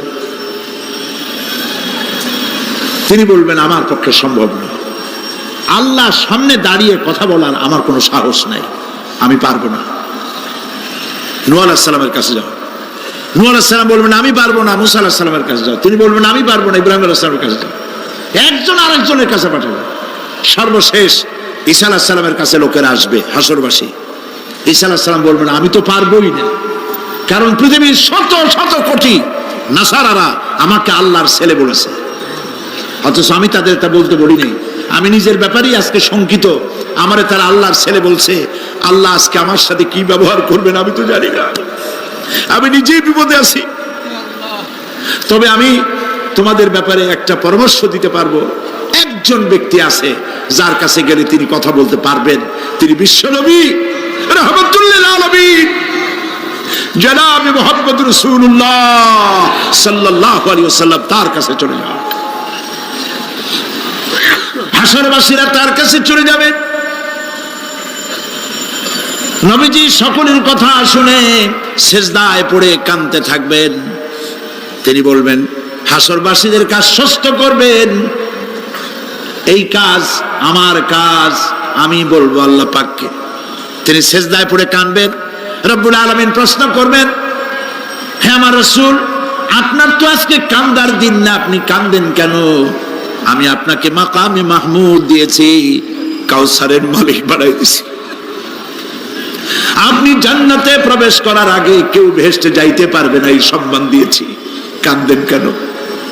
নবীজি বলেন, রব্বুল আলামিন যা তুমি আমার জন্য বরাদ্দ রেখেছো সব আমি পেয়েছি বা পাবো, আমি কান্দি আমার উম্মতের কি হবে? আল্লাহ রাব্বুল আলামিন তাকে পারমিশন দিবেন, আপনার নেককার জান্নাতি উম্মতগুলি আপনি বেছে নিন। নবী করিম সাল্লাল্লাহু আলাইহি ওয়াসাল্লাম পারমিশন পাবেন। আল্লাহর পারমিশন ব্যতি রেখে আল্লাহর দরবারে কথা উচ্চারণ করার ক্ষমতা কেন হবে না? সুবহানাল্লাহ। এই কথা ভাববার কোনো কারণ নাই। অমুক পীর সাহেবের অনেক মুরিদ আছে, সব মুরিদ টুরিদ নিয়ে নারায়ে তাকবীর জিন্দাবাদ, পীর সাহেব জিন্দাবাদ, এই সমস্ত বাদ বোধ কামে লাগবে না। ওয়া কুল্লুহুম ইয়াতিহি ইয়াউমাল কিয়ামাতি ফারদা। কিয়ামতের দিন প্রত্যেককে একজন একজন করে আসতে হবে আল্লাহর দরবারে। আল্লাহ বলেছেন একজন একজন একজন, মিছিল করার উপায় নেই।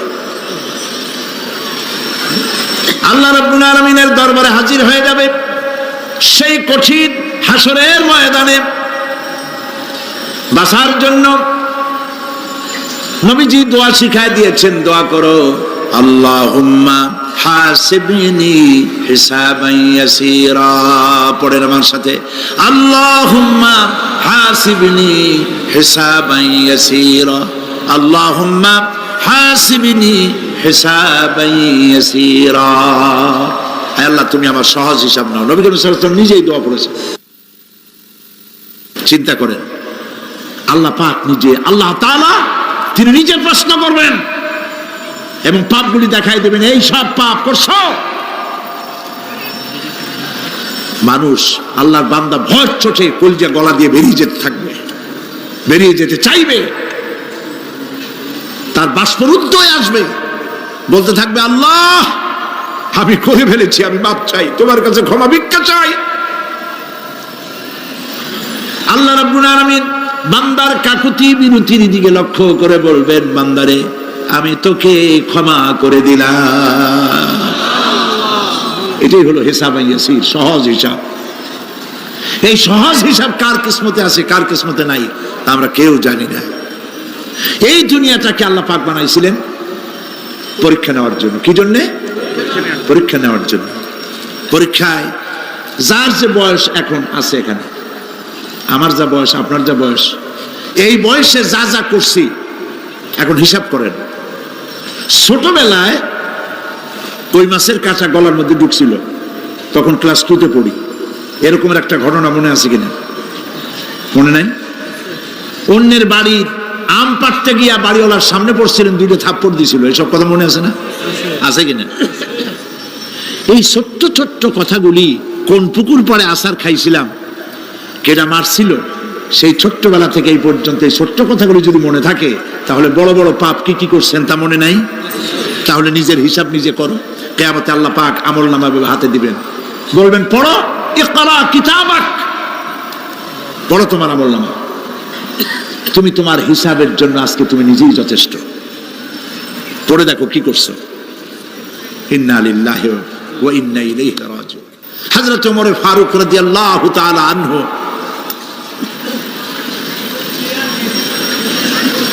তিনি তিনি একবার অন্ধকার রাত্রে যাচ্ছিলেন, পিছনে ছিল অনেক লোকজন ছিল।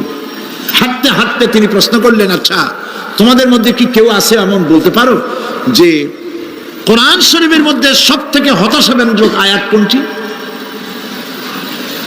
একজন জবাবে বললেন, অন্ধকার, পিছনে অন্ধকারের মধ্যে পিছন থেকে একজন জবাব দিল, ফামাইয়ামাল মিসকালা যাররাতিন খায়রান ইয়ারা ওয়া মাইয়ামাল মিসকালা যাররাতিন শাররান ইয়ারা।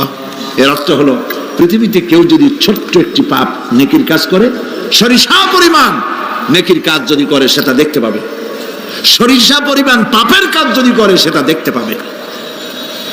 ওমর রাদিয়াল্লাহু তাআলা আনহু কাঁদতেছিলেন, কিয়ামতে সব নেকি আর পাপ যা যা করছি সব দেখানো হবে। ইন্না লিল্লাহি ওয়া ইন্না ইলাইহি রাজিউন। আল্লাহ তুমি মাফ করে দাও আমাদেরকে, আমরা বলি আমিন। কতক্ষণ হাঁটার পরে তিনি প্রশ্ন করলেন, আচ্ছা মুমিনদের জন্য কোরআনের মধ্যে সব থেকে আশাব্যঞ্জক কোন আয়াত কি আছে? পেছন থেকে আওয়াজ এলো, মুমিনদের জন্য আশাব্যঞ্জক একটি আয়াত আল্লাহ রাব্বুল আলামিন কোরআনের মধ্যে দিয়েছেন, সেটি হচ্ছে লা তাকনাতু মির রাহমাতিল্লাহ। আমার রহমত থেকে, আল্লাহর রহমত থেকে হতাশ হয়েও না, নিরাশ হয়ে যেও না। অর্থ হচ্ছে এই, আমরা পাপ করেছি, আমরা সবাই গুনাহগার কিনা বলেন? স্বীকার করি আমরা সবাই গুনাহগার কিনা? সবাই গুনাহগার। এই গুনাহগার মানুষগুলি যদি গুনায় তওবা করে, গুনার জীবনে করব না তওবা করে কেউ যদি আল্লাহর রহমতের দিকে এক বিঘত অগ্রসর হয়, হাদিসে কুদসির ভিতরে এসেছে আল্লাহ পাক বলেন, আমি আমার ওই বান্দার দিকে এক হাত আগায়া যাই। কোন বান্দা যদি গুনার তওবা করে আর যদি গুনাহ না করে আমার দিকে যদি হেঁটে আসে, আমার রহমত বান্দার দিকে দৌড়াইয়া যায়। আল্লাহর গজবের চাইতে রহমত বেশি। বান্দা তোমার গুনাহ যদি আকাশ সমান হয়, আল্লাহর, তোমার গুনাহ যদি পাহাড় সমান হয়, আল্লাহর রহমত আকাশ সমান। তোমার গুনাহ যদি আকাশ সমান হয়, আল্লাহর রহমত তার আরশে আজিম ছায়া গেছে। সুবহানাল্লাহ। মাপ চাও, ক্ষমা চাও, তওবা করো, জীবনে গুনাহ আর করব না। যে ব্যক্তি তওবা করবে, গুনাহ থেকে বাঁচবে, আল্লাহ তাদেরকে রক্ষা করবেন। প্রিয় ভাইয়েরা, এই দুনিয়ার জিন্দেগিতে পৃথিবীর মহব্বতে আমরা পাগল হয়ে গেছি। সবাই শুধু টাকা টাকা, টাকা ছাড়া দুনিয়াটা ফাঁকা। দুনিয়া কা মজা লে লো, দুনিয়া তোমারি হ্যায়। খাও দাও ফুর্তি করো, দুনিয়াটা মস্ত বড়। এগুলি শয়তানদের কথা। কাদের কথা? শয়তানদের কথা। আল্লাহ বলেছেন কুলু ওয়া তামাত্তাউ, খা, জব্বার খাও, খা, খার ফুর্তি কর। মাতাউন কালিল সুম্মা মাওয়াহুম জাহান্নাম ওয়া বিসাল মাসির। সামান্য কয়েকদিনের জন্য দালান কোঠা বানাইয়া ফুর্তি কর, এরপরে জায়গা হবে জাহান্নামে। জায়গা হবে কোথায়? জাহান্নামে। প্রিয় ভাইয়েরা, এই দুনিয়াটার দৃষ্টান্ত একটা পরের স্ত্রীর মতো সুন্দরী যুবতী, রূপবতী, স্বাস্থ্যবতী পরের একটা স্ত্রী। এইটারে দেখে আফসোস করে কোনো লাভ আছে? জবাব দেন, যারা কথা বোঝেন তারা জবাব দেন। অন্যের সুন্দরী তরুণী, তন্নী, রূপবতী যুবতী, রূপের ছটায় চতুর্দিক আলোকিত, এরকম একটা পরের বউ দেখে আফসোস করে কোনো লাভ আছে? ওর তো বিয়ে হয়ে গেছে, তুমি আফসোস করে লাভ কি? গলা দড়ি দিয়ে মরলেও লাভ নাই। এই পৃথিবী একটা সুন্দরী পর স্ত্রীর মতো। একে যত মহব্বত করবেন, আল্লাহর রহমত থেকে তত দূরে চলে যাবেন। আর এই দুনিয়ার উপরে যত লাথি মারবেন, আল্লাহর দিকে তত আগায় যাবেন। খালি টাকা চাই, টাকা টাকা। বাড়ি একটা আছে আরো 6টা চাই, দোকান 5টা আছে আরো 7টা চাই, গাড়ি একটা আছে আর 50টা চাই। এই চাই আর চাই, খাই আর পাই, এই করতে করতে মানুষের জীবন শেষ হয়ে যায়। আহারে, একেবারে খালি হাতে চলে গেল। ইন্ডাস্ট্রি পড়ে থাকলো, বাড়ি পড়ে থাকলো, গাড়ি পড়ে থাকলো, 3 খান কাপড় নিয়ে আর চলে গেল গর্তের মধ্যে। আহারে, ছেলে মেয়ে বউ চোখের একটু পানি ফেলাইলো ওই দিন, আর কিচ্ছু না, কবরের মধ্যে রেখে দিল। এখন কবরের ভিতরে ফেরেশতা চলে এসেছে। বেঈমান হয়ে যদি মারা যেয়ে থাকে, ঈমান নিয়ে মরে নাই, বেঈমান হয়ে মারা গেছে, কলেমা মনে আসে নাই, জিজ্ঞেস করা হবে মান রাব্বুকা মা দীনুকা মান নাবিয়ুকা, কে তোমার রব, কি তোমার দিন, কে তোমার নবী? বেঈমান বলবে হায় হাতা লা আদরি, জানি না। নাউযুবিল্লাহ, বলে নাউযুবিল্লাহ, জানি না। এখানে আপনি মুখস্থ করে গেলেই যে ওখানে জবাব দিতে পারবেন এমনটি হবে না। আমল করতে হবে, আমল তৈরি করতে হবে। আমল মানে কিন্তু এইটা না যে আপনি বসে বসে তসবিহ পড়বেন, এটা লোকের আমল করে, যে লোকটা খুব আমলদার, খুব আমল করে। আমলের ইংরেজি হচ্ছে ওয়ার্ক, বাংলা হলো কাজ। তো কেউ বসে বসে কোনো কাজ নাই তসবিহ টিপতেছে, এটা কিন্তু আমল হইল? আপনার সমস্ত কাজগুলি হতে হবে আল্লাহরে খুশি করার জন্য। দোকানদারি করবেন আল্লাহরে খুশি করার জন্য করেন। আচ্ছা, ওখানে পরে আসতেছে। কবরের ভিতরে জবাব দিবে আমি কিছু জানি না। কিছুই যখন জানলো না, শাস্তি শুরু হয়ে যাবে। সিজ্জিনে তার রূহ রাখা হবে, এ মাটির দেহ মাটির সঙ্গে মিশে যাবে। কবরের মধ্যে কোনো প্রচন্ড শাস্তি বা জাহান্নামের আগুন ইত্যাদি দিয়েছি, প্রচন্ড কোনো শাস্তি হবে না। শাস্তি হবে কবর আযাব, আযাবুল কবর হক, আযাবে কবর হবে, তবে জাহান্নামের শাস্তি মতো হবে না। আসামি কনভিক্টেড না হওয়া পর্যন্ত, বিচার না হওয়া পর্যন্ত যেমন ফালায় রাখে জেলখানার কোন রুমে বা হাজতখানায়, ওই রকম সিজ্জিন নামক একটা জায়গা আছে, ওইখানে রেখে দেবে। শাস্তি হবে কিসের উপরে? রুহের পরে। অনেকে মনে করে যে কবর হলো ওই শুধু মাটির মধ্যে ওইটা, কিন্তু এইটার নাম শুধু কবর না। মানুষের জীবনের 4টে স্তর। কয়টা স্তর? একটা হলো আলমে আরওয়াহ, আরেকটি হচ্ছে আলমে আজসাম অথবা আলমে আসবাব, আরেকটি হচ্ছে আলমে বারজাখ, আরেকটি হচ্ছে আলমে আখিরাত। কয়টা হলো? 4টা। আলমে আরওয়াহ রূহের জগৎ, যেখান থেকে আমরা আসছি। আর আলমে আজসাম বা আলমে আসবাব হলো বস্তু জগৎ, যেখানে আমরা আছি। এরপরে মৃত্যু থেকে শুরু করে কিয়ামতের দিন পর্যন্ত যে সময়টা, এই সময়টার নাম হলো আলমে বারজাখ। বারজাখ শব্দের অর্থ হলো জবনিকা, পর্দা, স্ক্রিন, একটা পর্দার আড়ালে নিয়ে যাওয়া হবে। এরপর হবে আলমে আখিরাত, যেখানে জবাবদিহির জন্য সকলকে উঠতে হবে। শাস্তি হবে রুহের উপরে। এখন আপনি বলবেন যে রুহের শাস্তি হয় কেমনে? রুহ তো দেখা যায় না। রুহ কি দেখা যায়? রুহ সম্পর্কে প্রশ্ন করা হয়েছে, ওয়ায়াসআলুনাকা আনির রূহ কুলির রূহু মিন আমরি রাব্বি। নবী, আপনাকে প্রশ্ন করা হয় রূহ কি জিনিস, আপনি বলুন রূহ হচ্ছে আল্লাহ পাকের একটি অর্ডার। তো এই অর্ডার, একটি হুকুম, যার কোনো আকার নাই, এইটারে আল্লাহ শাস্তি কেমনে দেবে? এই শাস্তি আপনি এই দুনিয়ায় বুঝতে পারবেন। হঠাৎ করে আপনার গ্রেফতারি পরোয়ানা জারি হয়ে গেছে, তখন একটা টেনশন ক্রিয়েট করে।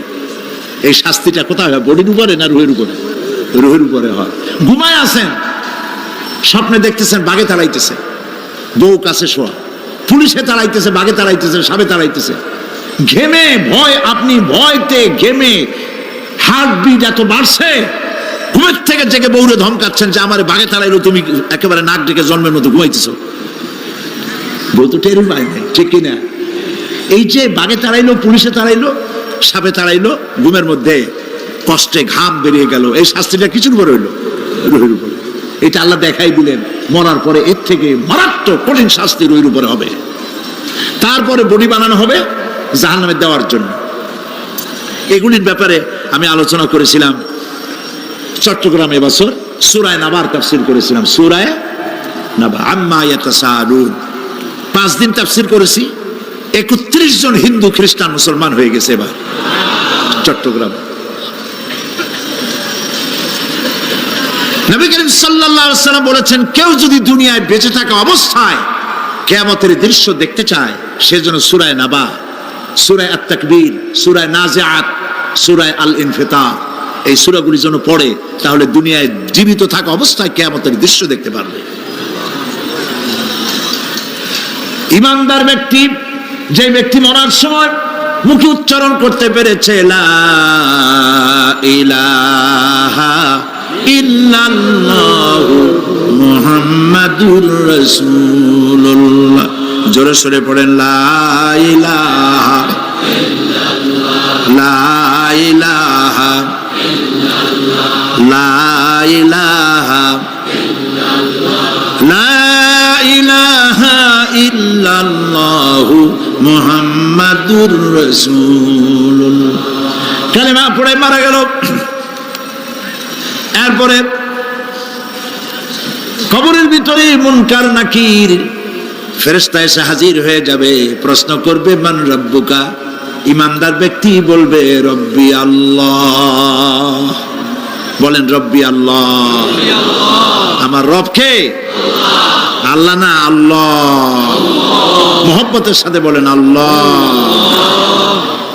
কেউ যদি হৃদয়ের গভীর কন্দর থেকে, কলিজার মধ্য দিয়ে, মনের মণিকোঠা থেকে একবার যদি গভীর রাত্রে জেগে একবার যদি বলে আল্লাহ, আল্লাহ পাক 70 বার সাড়া দিয়ে জিজ্ঞেস করেন বান্দা কি চাও বলো, আমি হাজির। কি মজার নাম আল্লাহ, এর থেকে মজার নাম পৃথিবীতে নাই। এই মজা বেশি পাবেন তাহাজ্জুদের সময়। সুবহানাল্লাহ বলেন। রাত জাগতে শিখুন, তাহাজ্জুদের নামাজের অভ্যাস করুন। সমস্ত নবীদের উপরে তাহাজ্জুদ পড়া বাধ্যতামূলক ছিল। গভীর রাত্রে সব ঘুমানো, আপনি জাগুন, উযু করুন, একটা রুমের মধ্যে একা চলে যান, দরজা বন্ধ করে দিন, তারপরে 6 রাকাত 8 রাকাত নামাজ পড়ে কান ধরে আল্লাহর কাছে বলতে থাকেন আল্লাহ, আমি এই সমাজের একজন নগণ্য মানুষ, তুমি দয়া করে আমারে কত টাকা দিছো, পয়সা দিছো। আমার মতো বিদ্যা জানাওয়ালা লোকেরা রিক্সা চালায়, অফিসে চাকরি করে, খাইয়া বউরেও ভালো কাপড় দিতে পারে না। তুমি আমারে কই থেকে কই নিয়ে আসছো বাবু, তার আমি শুধু নাফরমানি করছি, গুনাহ করছি, মিথ্যা কথা বলছি। আল্লাহ তুমি আমারে মাফ করো। গভীর রাত্রে গুনগুন করে নিজের কানে ধরে অপরাধ স্বীকার করে কাঁদতে থাকেন আর ডাকতে থাকেন ইয়া আল্লাহু ইয়া রহমানু ইয়া রহিমু ইয়া হাইয়ু ইয়া কাইয়ুম। পড়েন ইয়া আল্লাহু ইয়া রহমানু ইয়া রহিমু ইয়া হাইয়ু ইয়া কাইয়ুম। ইয়া আল্লাহু ইয়া রহমানু ইয়া রহিমু ইয়া হাইয়ু ইয়া কাইয়ুম। চোখের পানি ফেলে। নবীজি বলেছেন আল্লাহর ভয়েতে গুনাহ করেছিল, সেই লজ্জা করে আল্লাহর ভয়েতে, জাহান্নামের ভয়েতে মানুষ যখন কান্দে, চোখের পানি নাকের অর্ধেক আসতে না আসতে আল্লাহ পাক তারে মাফ করে দেন। আল্লাহ পাক। মা, বাচ্চা যদি কান্দে মা সইতে পারে? বলেন। মায়ের চাইতে আল্লাহর মহব্বত কম না বেশি? মহব্বতকে আল্লাহ পাক 100 ভাগ করেছেন, 1 ভাগ সারা বিশ্বের মাঝে ছড়িয়ে দিয়েছেন, আর 99 ভাগ আল্লাহ তার নিজের মধ্যে রাখছেন। 1টা ভাগ ছেড়ে দিলেন পৃথিবীতে। সেই ভাগের থেকে যেটুকুন মুরগি পেল, মুরগি তার বাচ্চা ঠেকাবার জন্য চিলের সাথে লড়াই করে, শিয়ালের সাথে লড়াই করে, গরু হাতির সাথে লড়াই করে, মানুষ তার সন্তানকে বাঁচাবার জন্য জীবনটাও দিয়ে দেয়। 1টা ভাগের যতটুকুন পেলাম, সেই মহব্বত যদি আমার এত তীব্র হয় স্ত্রীর জন্য, সন্তানের জন্য, তাহলে 99টা ভাগ মহব্বত যে আল্লাহর কাছে বান্দার জন্য, তার দয়া কত বেশি। এই জন্য কবরের ভিতরে প্রশ্ন হবে, কে তোমার রব? মুমিন ব্যক্তি বলবে রব্বি আল্লাহ, আমার রব আল্লাহ। ওয়ামা দীনুকা, তোমার দিন কি? বলবে দীনুনাল ইসলাম। ওয়ামান নবিয়ুকা, তোমার নবীকে? ওই লোক বলবে নবিয়ুনা মুহাম্মাদুর রাসূলুল্লাহ সাল্লাল্লাহু আলাইহি ওয়াসাল্লাম। হাদিসে এসেছে ওই সময় নবীজির চেহারা মোবারক দেখানো হবে, প্রশ্ন করা হবে মা কুনতা তাকুলু ফি হাদার রাজুল, এই লোক সম্পর্কে তোমার ধারণা কি? লোকটি বলবে হাদা নবিয়ুনা মুহাম্মাদুর রাসূলুল্লাহ সাল্লাল্লাহু আলাইহি ওয়াসাল্লাম, ইনি তো আল্লাহর রাসূল, আমার নবী। সঙ্গে সঙ্গে গায়েব থেকে আওয়াজ হবে ফাফরিশু বিল জান্নাতি ওয়ালবিসু বিল জান্নাহ, আমার ফেরেশতারা আমার বান্দার জন্য জান্নাতের বিছানা কবরের মধ্যে বিছায় দাও, আর আমার বান্দাকে জান্নাতের পোশাক পরায় দাও, জান্নাতের পোশাক পরায় দাও। জান্নাতের বিছানা বিছায় দাও, আর তার কবরটাকে প্রশস্ত করো, ইলা মাদ্দা বাসারা, যদ্দূর তার চোখের দৃষ্টি যায় অদ্দূর বড় বানায় দাও কবর।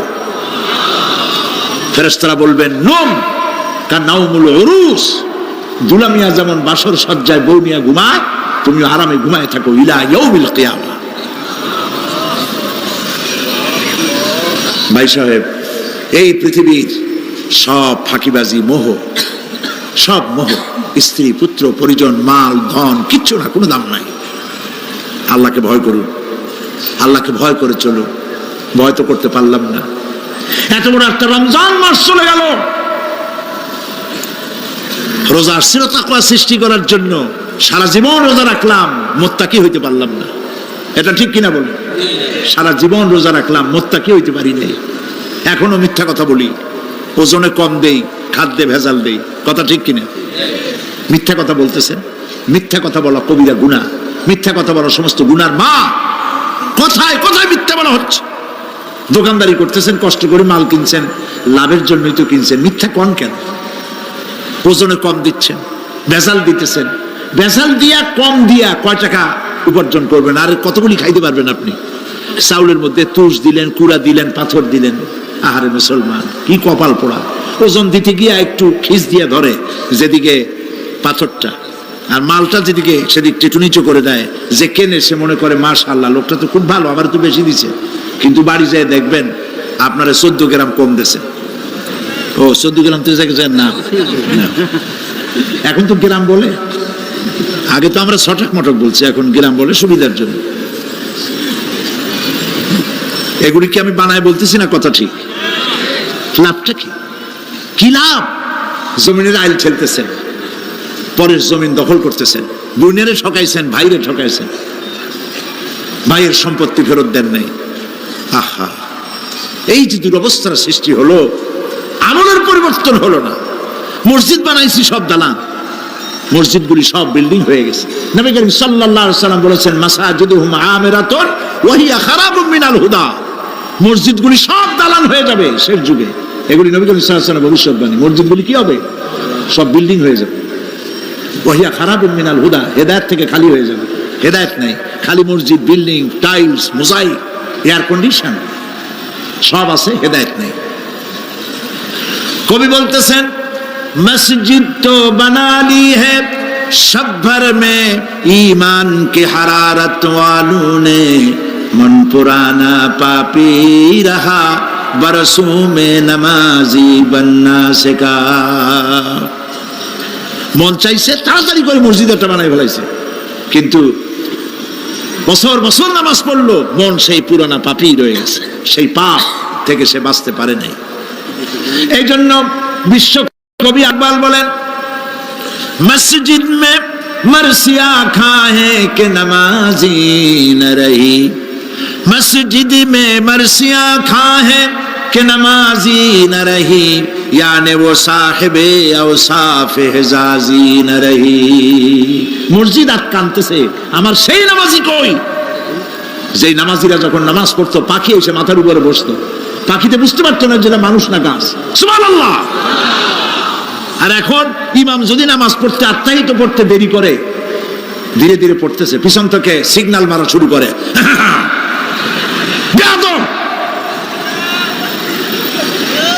ইমাম যদি নামাজের মধ্যে, ইমামকে কখনো গলায় কাশি দিয়ে আপনি ডিকটেট করতে পারবেন না, বেয়াদবি, নামাজ নষ্ট হয়ে যাবে।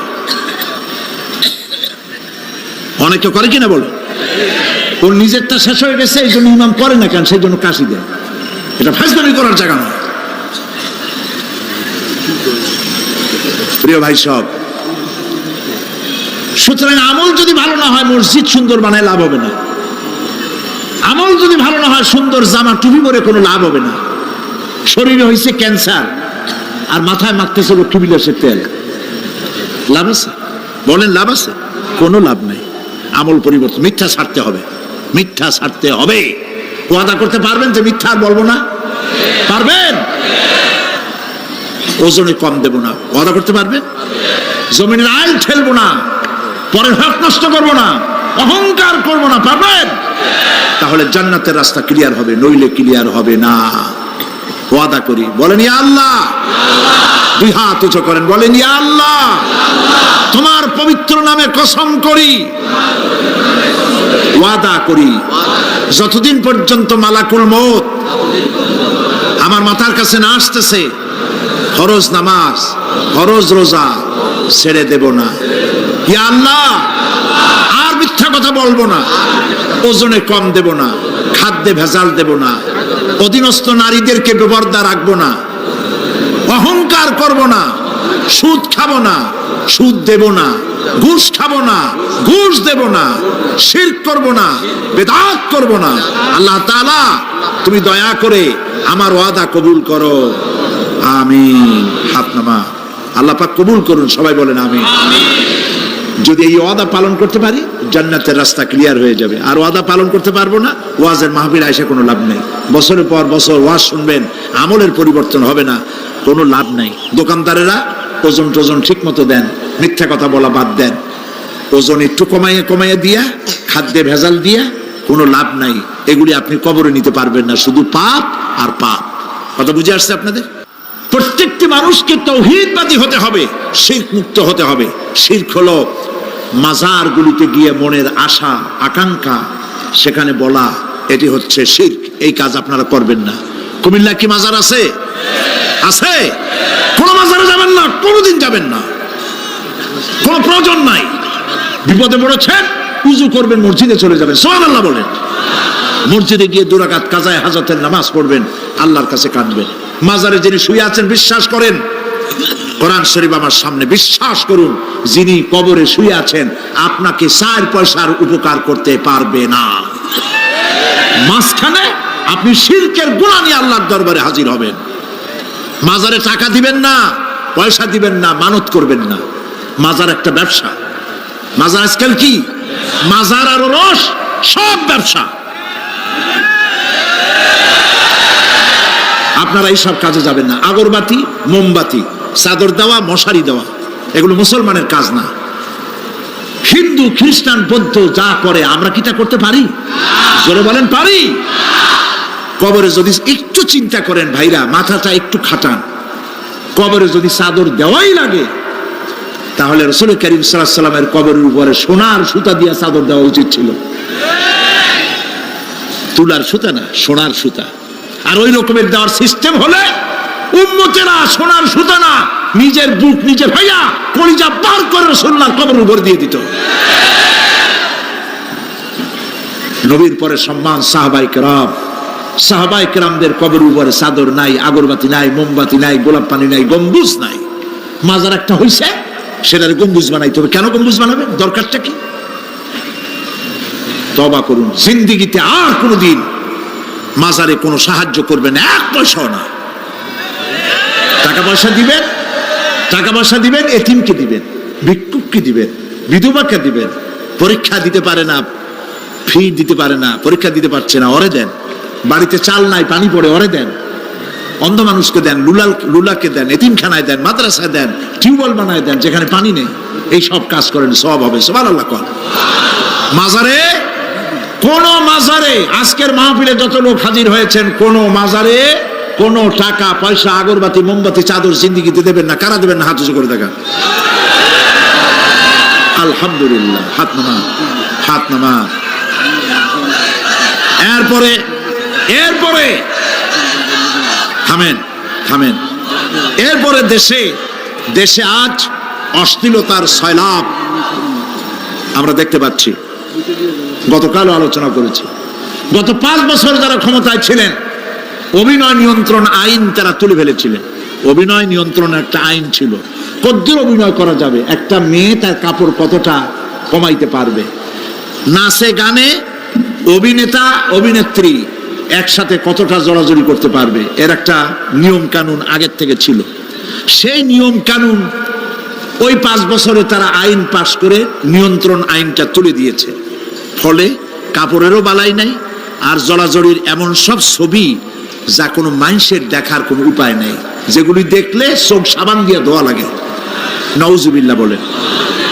বাংলাদেশ সুপ্রিম কোর্ট, বর্তমান সরকারের আমলে বাংলাদেশ সুপ্রিম কোর্ট সুমোটো আইন জারি করেছে, যে সমস্ত অশ্লীল ছবি করা যাবে না, অশ্লীল পোস্টার লাগানো যাবে না। আমি গতকাল এখানে বলেছি, কুমিল্লার ডিসি সাহেবকে আমি গত রাত্রে তার সঙ্গে আমি কথা বলেছি, তিনি একমত হয়েছেন কুমিল্লার কোন দেওয়ালে সিনেমার অশ্লীল পোস্টার থাকতে পারবে না। সিনেমা ব্যবসায়ীদের বলে দিবেন, আপনারাও বলে দিবেন তাদেরকে, সিনেমার ব্যবসা করো, অশ্লীল ছবি দেখাইতে পারবে না। বাইরে লেখা থাকবে একটার ভিতরে কাটপিস দেখাবা ইংলিশ ছবি। এই হারাম ব্যবসা, সিনেমার ব্যবসা যারা করে ওদের মতো কপাল পোড়া আকাশের নিচে জমিনের উপরে আর নাই। কারণ কি জানেন? কারণ কি? আরে বাবা থামো, কারণ কি সেটা শোনে। কারণ হচ্ছে মসজিদ যে বানাইলো, ওই মসজিদে যতদিন নামাজ হবে, জিকির হবে, তেলাওয়াত হবে, কিয়ামত পর্যন্ত যে পয়সা দিছিল সে সওয়াব পাবে। আর সিনেমা যে বানাইলো, সিনেমা দেখিয়া এরকম বই কি কুমিল্লা আসছে, এমন একটা লোকেরা বলাবলি করতেছে সুবহানাল্লাহ, এমন একটা ছবি আসছে যারাই দেখলো সব উমরা করতে রওনা হয়ে গেছে। এমন ছবি আসছে যা দেখিয়া সমস্ত মানুষ তাহাজ্জুদ পড়া শুরু করছে। এরকম হয়েছে, যত ছবি আসলো, ছবি দেখলো, পরের মেয়ে কেমনে হাইজ্যাক করবে, কেমনে ব্রিফকেসের মধ্যে বন্দুক রাইফেল গুলি ভাঙ্গে চুরে থুইয়া 10 তলার গ্লাস ভাঙ্গে লাভ দিয়ে পড়ে, খালের মধ্যে পড়ে, নদীর মধ্যে দিয়ে ফুড়িয়ে উঠে, পাহাড়ের উপর দিয়ে পরের মেয়ে নিয়ে দৌড় দিল। এইসব সন্ত্রাসী, ডাকাত, জেনাকার, বদমাশ তৈরি করা হয়, ঠিক না বলো? এই সিনেমা যারা বানাইছো, কান খুলে শোনো, এই সিনেমা যারা দেখতে আসলো, জোহরের নামাজ গেল, মাগরিবের নামাজ গেল, আসর গেল, এশার নামাজও গেল, ঠিক কিনা? এতগুলো নামাজ গেল, আর তারপরে চরিত্র নষ্ট করলো, চরিত্র নষ্ট করে ফেন্সিডিল খাইলো, এরপরে চুরি করলো, ডাকাতি করলো, সন্ত্রাস করলো, জেনা করলো। বেটা তুই মর, যে সিনেমা বানাইছো মর, মরে দেখবি কিয়ামত পর্যন্ত এই সিনেমা দেখে যত লোকের চরিত্র নষ্ট হয়েছে সমস্ত পাপ মাথায় নিয়ে কিয়ামতে আল্লাহর দরবারে দাঁড়াতে হবে। সুতরাং সিনেমার ব্যবসায়ীরা কানে ধরে সিনেমার ঝাঁচা মেরে দূর করে দাও। যদি মুসলমান হও, মুসলমানের যদি জন্ম দিয়ে থাকে, সিনেমার ব্যবসা বাদ দিয়ে দাও। আল্লাহ রহম করুক, বলেন আমি। কপাল পোড়া না হইলে সিনেমার ব্যবসা, এত ব্যবসা থুইয়া তুমি মানুষের চরিত্র ধ্বংস করার জন্য ব্যবসা করতেছো। এরপরে আকাশ সংস্কৃতি, কে যাবে? আকাশ সংস্কৃতি ডিশ এন্টিনার মাধ্যমে, সাইবার ক্যাফে এগুলি বানায়া রাস্তার মোড়ে মোড়ে দোকান করে, কম্পিউটারের ভেতরে, ক্যাসেটের ভিতরে, ইন্টারনেট ইত্যাদির মধ্য দিয়ে অশ্লীল ছবি প্রদর্শিত হচ্ছে রাস্তার মোড়ে মোড়ে। উঠতি বয়সের যুবক যুবতী মেয়েগুলি নষ্ট হয়ে যাচ্ছে, নাউজুবিল্লাহ বলে। এগুলি জনগণকে ঐক্যবদ্ধ হতে হবে, এগুলির বিরুদ্ধে মোকাবেলা করতে হবে, সরকারকে এগিয়ে আসতে হবে অশ্লীলতা বন্ধ করার জন্য। কারণ আল্লাহ পাক বলেছেন, প্রকাশ্য এবং গোপনীয় সব রকমের অশ্লীলতা আল্লাহ পাক হারাম করে দিয়েছেন। অশ্লীল কোনো কাজ করা যাবে না। প্রিয় ভাই সব, আমরা যদি আমাদের আমলকে গঠন করতে পারি, কিয়ামতের দিন নাজাত পাবো। আমল যদি গঠন করতে না পারি, তাহলে কিয়ামতের দিন বাঁচার কোনো উপায় নাই। প্রিয় ভাইয়েরা, এখন মোনাজাত হবে, মোনাজাতের পর আজান হবে। রব্বানা যালামনা أنفسنا وإن لم تغفر لنا وترحمنا لنكونن من الخاسرين। সবাই পড়েন আমার সাথে, রব্বানা যালামনা আনফুসানা ওয়া ইন লাম তাগফির লানা ওয়া তারহামনা লানাকুনান্না মিনাল খাসিরিন। হে আল্লাহ তাআলা, তোমার আরশে আজিম থেকে তাকায় দেখো, কুমিল্লার ঈদগাহ ময়দানে, বিশাল ময়দান, রাস্তাঘাট, মানুষ উপচে পড়েছে, লাখো জনতা। আমরা গুনার বোঝা নিয়ে তোমার দরবারে হাত তুলেছি। রব্বুল আলামিন, আমাদের গুনার দিকে তাকায়ও না, আমাদের চোখের দিকে আর মুখের কাকুতি মিনতির দিকে তাকায়া আমাদের জিন্দেগির গুনাহ মাফ করে দাও। রব্বুল আলামিন, সারা জীবন নাফরমানি করেছি, শিরক বিদআত সহ এমন কোন গুনাহ নাই যা কম বেশি আমরা করি নাই। আল্লাহ তাআলা দয়া করে আমাদের জীবনের গুনাহ মাফ করে দাও। আয় আল্লাহ তাআলা, আমাদের মধ্য থেকে যাদের আব্বাজান দুনিয়া থেকে বিদায় হয়ে গেছে, আমাদেরকে কত কষ্ট করে তারা মানুষ করেছিলেন, আজকে তারা দুনিয়ায় নাই। আল্লাহ তাআলা বিদেশে যদি আত্মীয় স্বজন চলে যায়, মাসে মাসে অথবা প্রতিদিন টেলিফোনে খবরও পাওয়া যায় আমাদের মা বাপ দুনিয়া থেকে বিদায় হয়ে গেছে, বছরের পর বছর, যুগের পরে যুগ, কি অবস্থায় আছে কোনো খবর জানি না। রব্বুল আলামিন আমাদের গর্ভধারিণী জনম দুঃখিনী মা নিজে না খেয়ে আমাদেরকে খাওয়াইছেন, গর্ভে রেখে কষ্ট করেছেন, ডেলিভারি করতে কষ্ট করেছেন, 2.5 বছর বুকের দুধ খাওয়াইয়া মানুষ করেছেন। আমাদের মা বাপ যাদের দুনিয়া থেকে বিদায় হয়ে গেল, আল্লাহ কবরটাকে জান্নাতের টুকরা বানায়া দাও। রব্বির হামহুমা কামা রব্বায়ানি সগীরা। সবাই পড়েন রব্বির হামহুমা কামা রব্বায়ানি সগীরা। আয় আল্লাহ তাআলা, সারা পৃথিবীতে আজ মুসলমানদের বড়ই দুর্দিন, মুসলমানদের পক্ষে কথা বলার লোক আজ আর নাই। আল্লাহ তাআলা কাশ্মীরের মুসলমানেরা কষ্ট পেতেছে, তাদেরকে পাখির মতো গুলি করে হত্যা করা হচ্ছে, প্যালেস্টাইনি মুসলমানদেরকে অভিশপ্ত ইহুদিরা মারতেছে।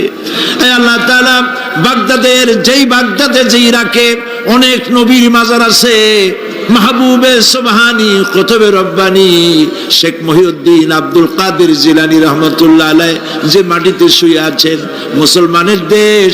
আয় আল্লাহ তাআলা, কাফেরেরা সব ঐক্যবদ্ধ হয়েছে, মুসলমান দেশগুলি শেষ করে দেবে। আল্লাহ তোমার কাছে সাহায্য চাই। চেচনিয়া, বসনিয়া, প্যালেস্টাইন, কাশ্মীর সহ দুনিয়ায় যত জায়গায় মুসলমানেরা বিপদে আছে, আল্লাহ তুমি নিজে সাহায্য করো। রব্বুল আলামিন, আমরা মুসলমান, আমরা গুনাহ করেছি, সাহায্য চাবার মতো যোগ্যতা হারায় ফেলেছি।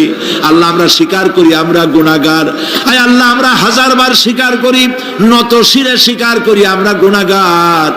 কিন্তু একটা ভালো পরিচয় আমাদের আছে, সেই পরিচয়টা হলো আমরা তোমার হাবিবের উম্মত। আয় আল্লাহ তাআলা, তোমার হাবিবের সাদকায় আল্লাহ তুমি দুনিয়ার মুসলমানদের দিকে রহমতের নজরে তাকাও।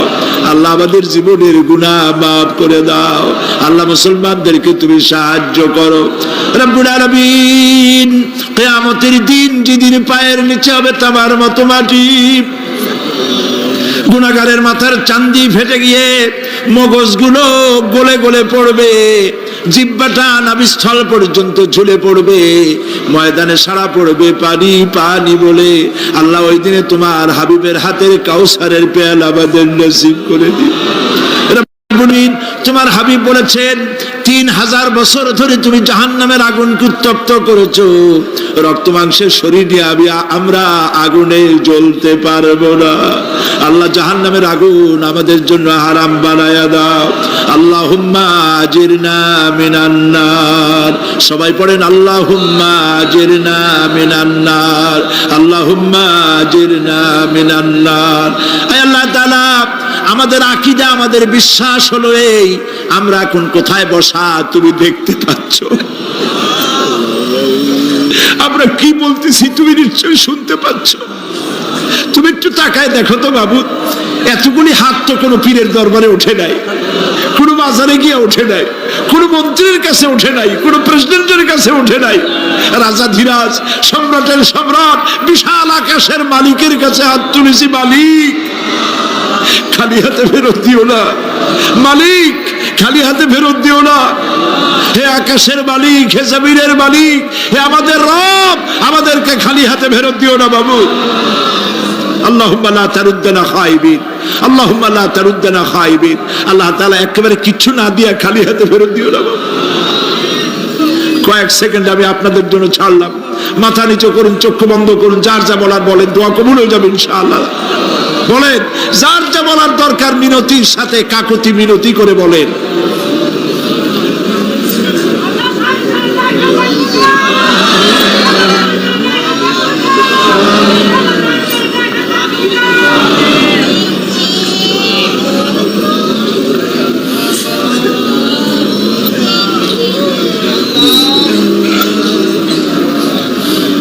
আল্লাহ তাআলা তোমার বান্দারা তুমি তাকায় দেখো আসামির মতো বসছে, কি চাইতেছে তুমি শুনতে পাচ্ছ?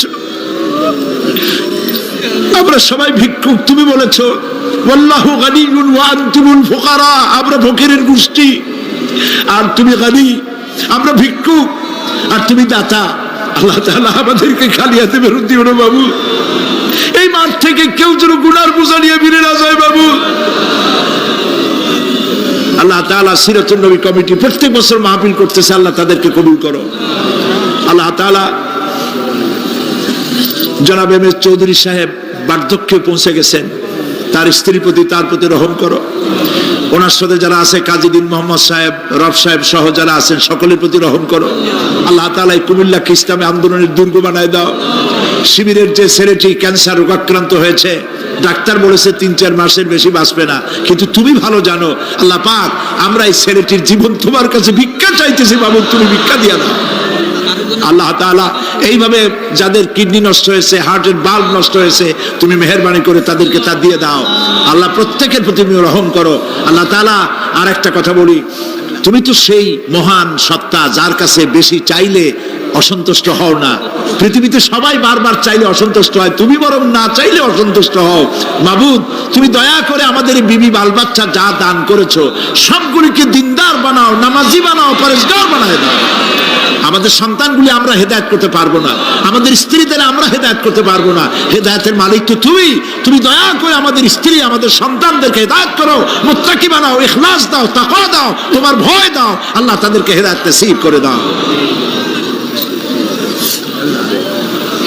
আয় আল্লাহ, আমাদের প্রিয় জন্মভূমি বাংলাদেশ, এর স্বাধীনতা সার্বভৌমত্ব কিয়ামত পর্যন্ত অক্ষুণ্ণ রাখো। সীমান্ত এলাকায় ভারত বাংলা ভাষী ভারতীয় মুসলমানদেরকে উন্মুক্ত আকাশের নিচে ফেলে রেখেছে, তাদের খাবার নাই, পরার নাই, বন্দুকের নল তাদের দিকে তাক করে রেখেছে। আল্লাহ তাআলা ভারতের এই জালিম কাফের সরকারের হাত থেকে মুসলমানদেরকে রক্ষা করার জন্য তোমার কাছে আমরা ভিক্ষা করতেছি, দরখাস্ত করতেছি। আল্লাহ, ভারতের জালেম কাফের মুশরিক সরকারের হাত থেকে মুসলমানদেরকে বাঁচাও, রক্ষা করো। বাংলাদেশে এক শ্রেণীর লোকেরা বাংলাদেশের বিরুদ্ধে দেশে বিদেশে ষড়যন্ত্র আর অপপ্রচার করছে। আল্লাহ তাআলা এই হিংসুকদেরকে অপপ্রচার থেকে বিরত করে দাও। আল্লাহ তাদের হেদায়েত নসিব করে দাও। আল্লাহ তাদের হেদায়েত নসিব করে দাও। কপালে হেদায়েত না থাকলে এগুলির দুনিয়া থেকে গজব দিয়ে বিদায় করে দাও আল্লাহ তাআলা। রব্বানা تقبل منا إنك أنت السميع العليم وتب علينا إنك أنت التواب الرحيم। আয় আল্লাহ তাআলা, আমাদের দেশের সেনাবাহিনী, আমার দেশের বিডিআর, আমার দেশের পুলিশ বাহিনী, তাদেরকে দিন দাও, ঈমান দাও, চরিত্র দাও, ভালো রাখো। আল্লাহ তাদের উপরে তোমার রহমত নাজিল করো।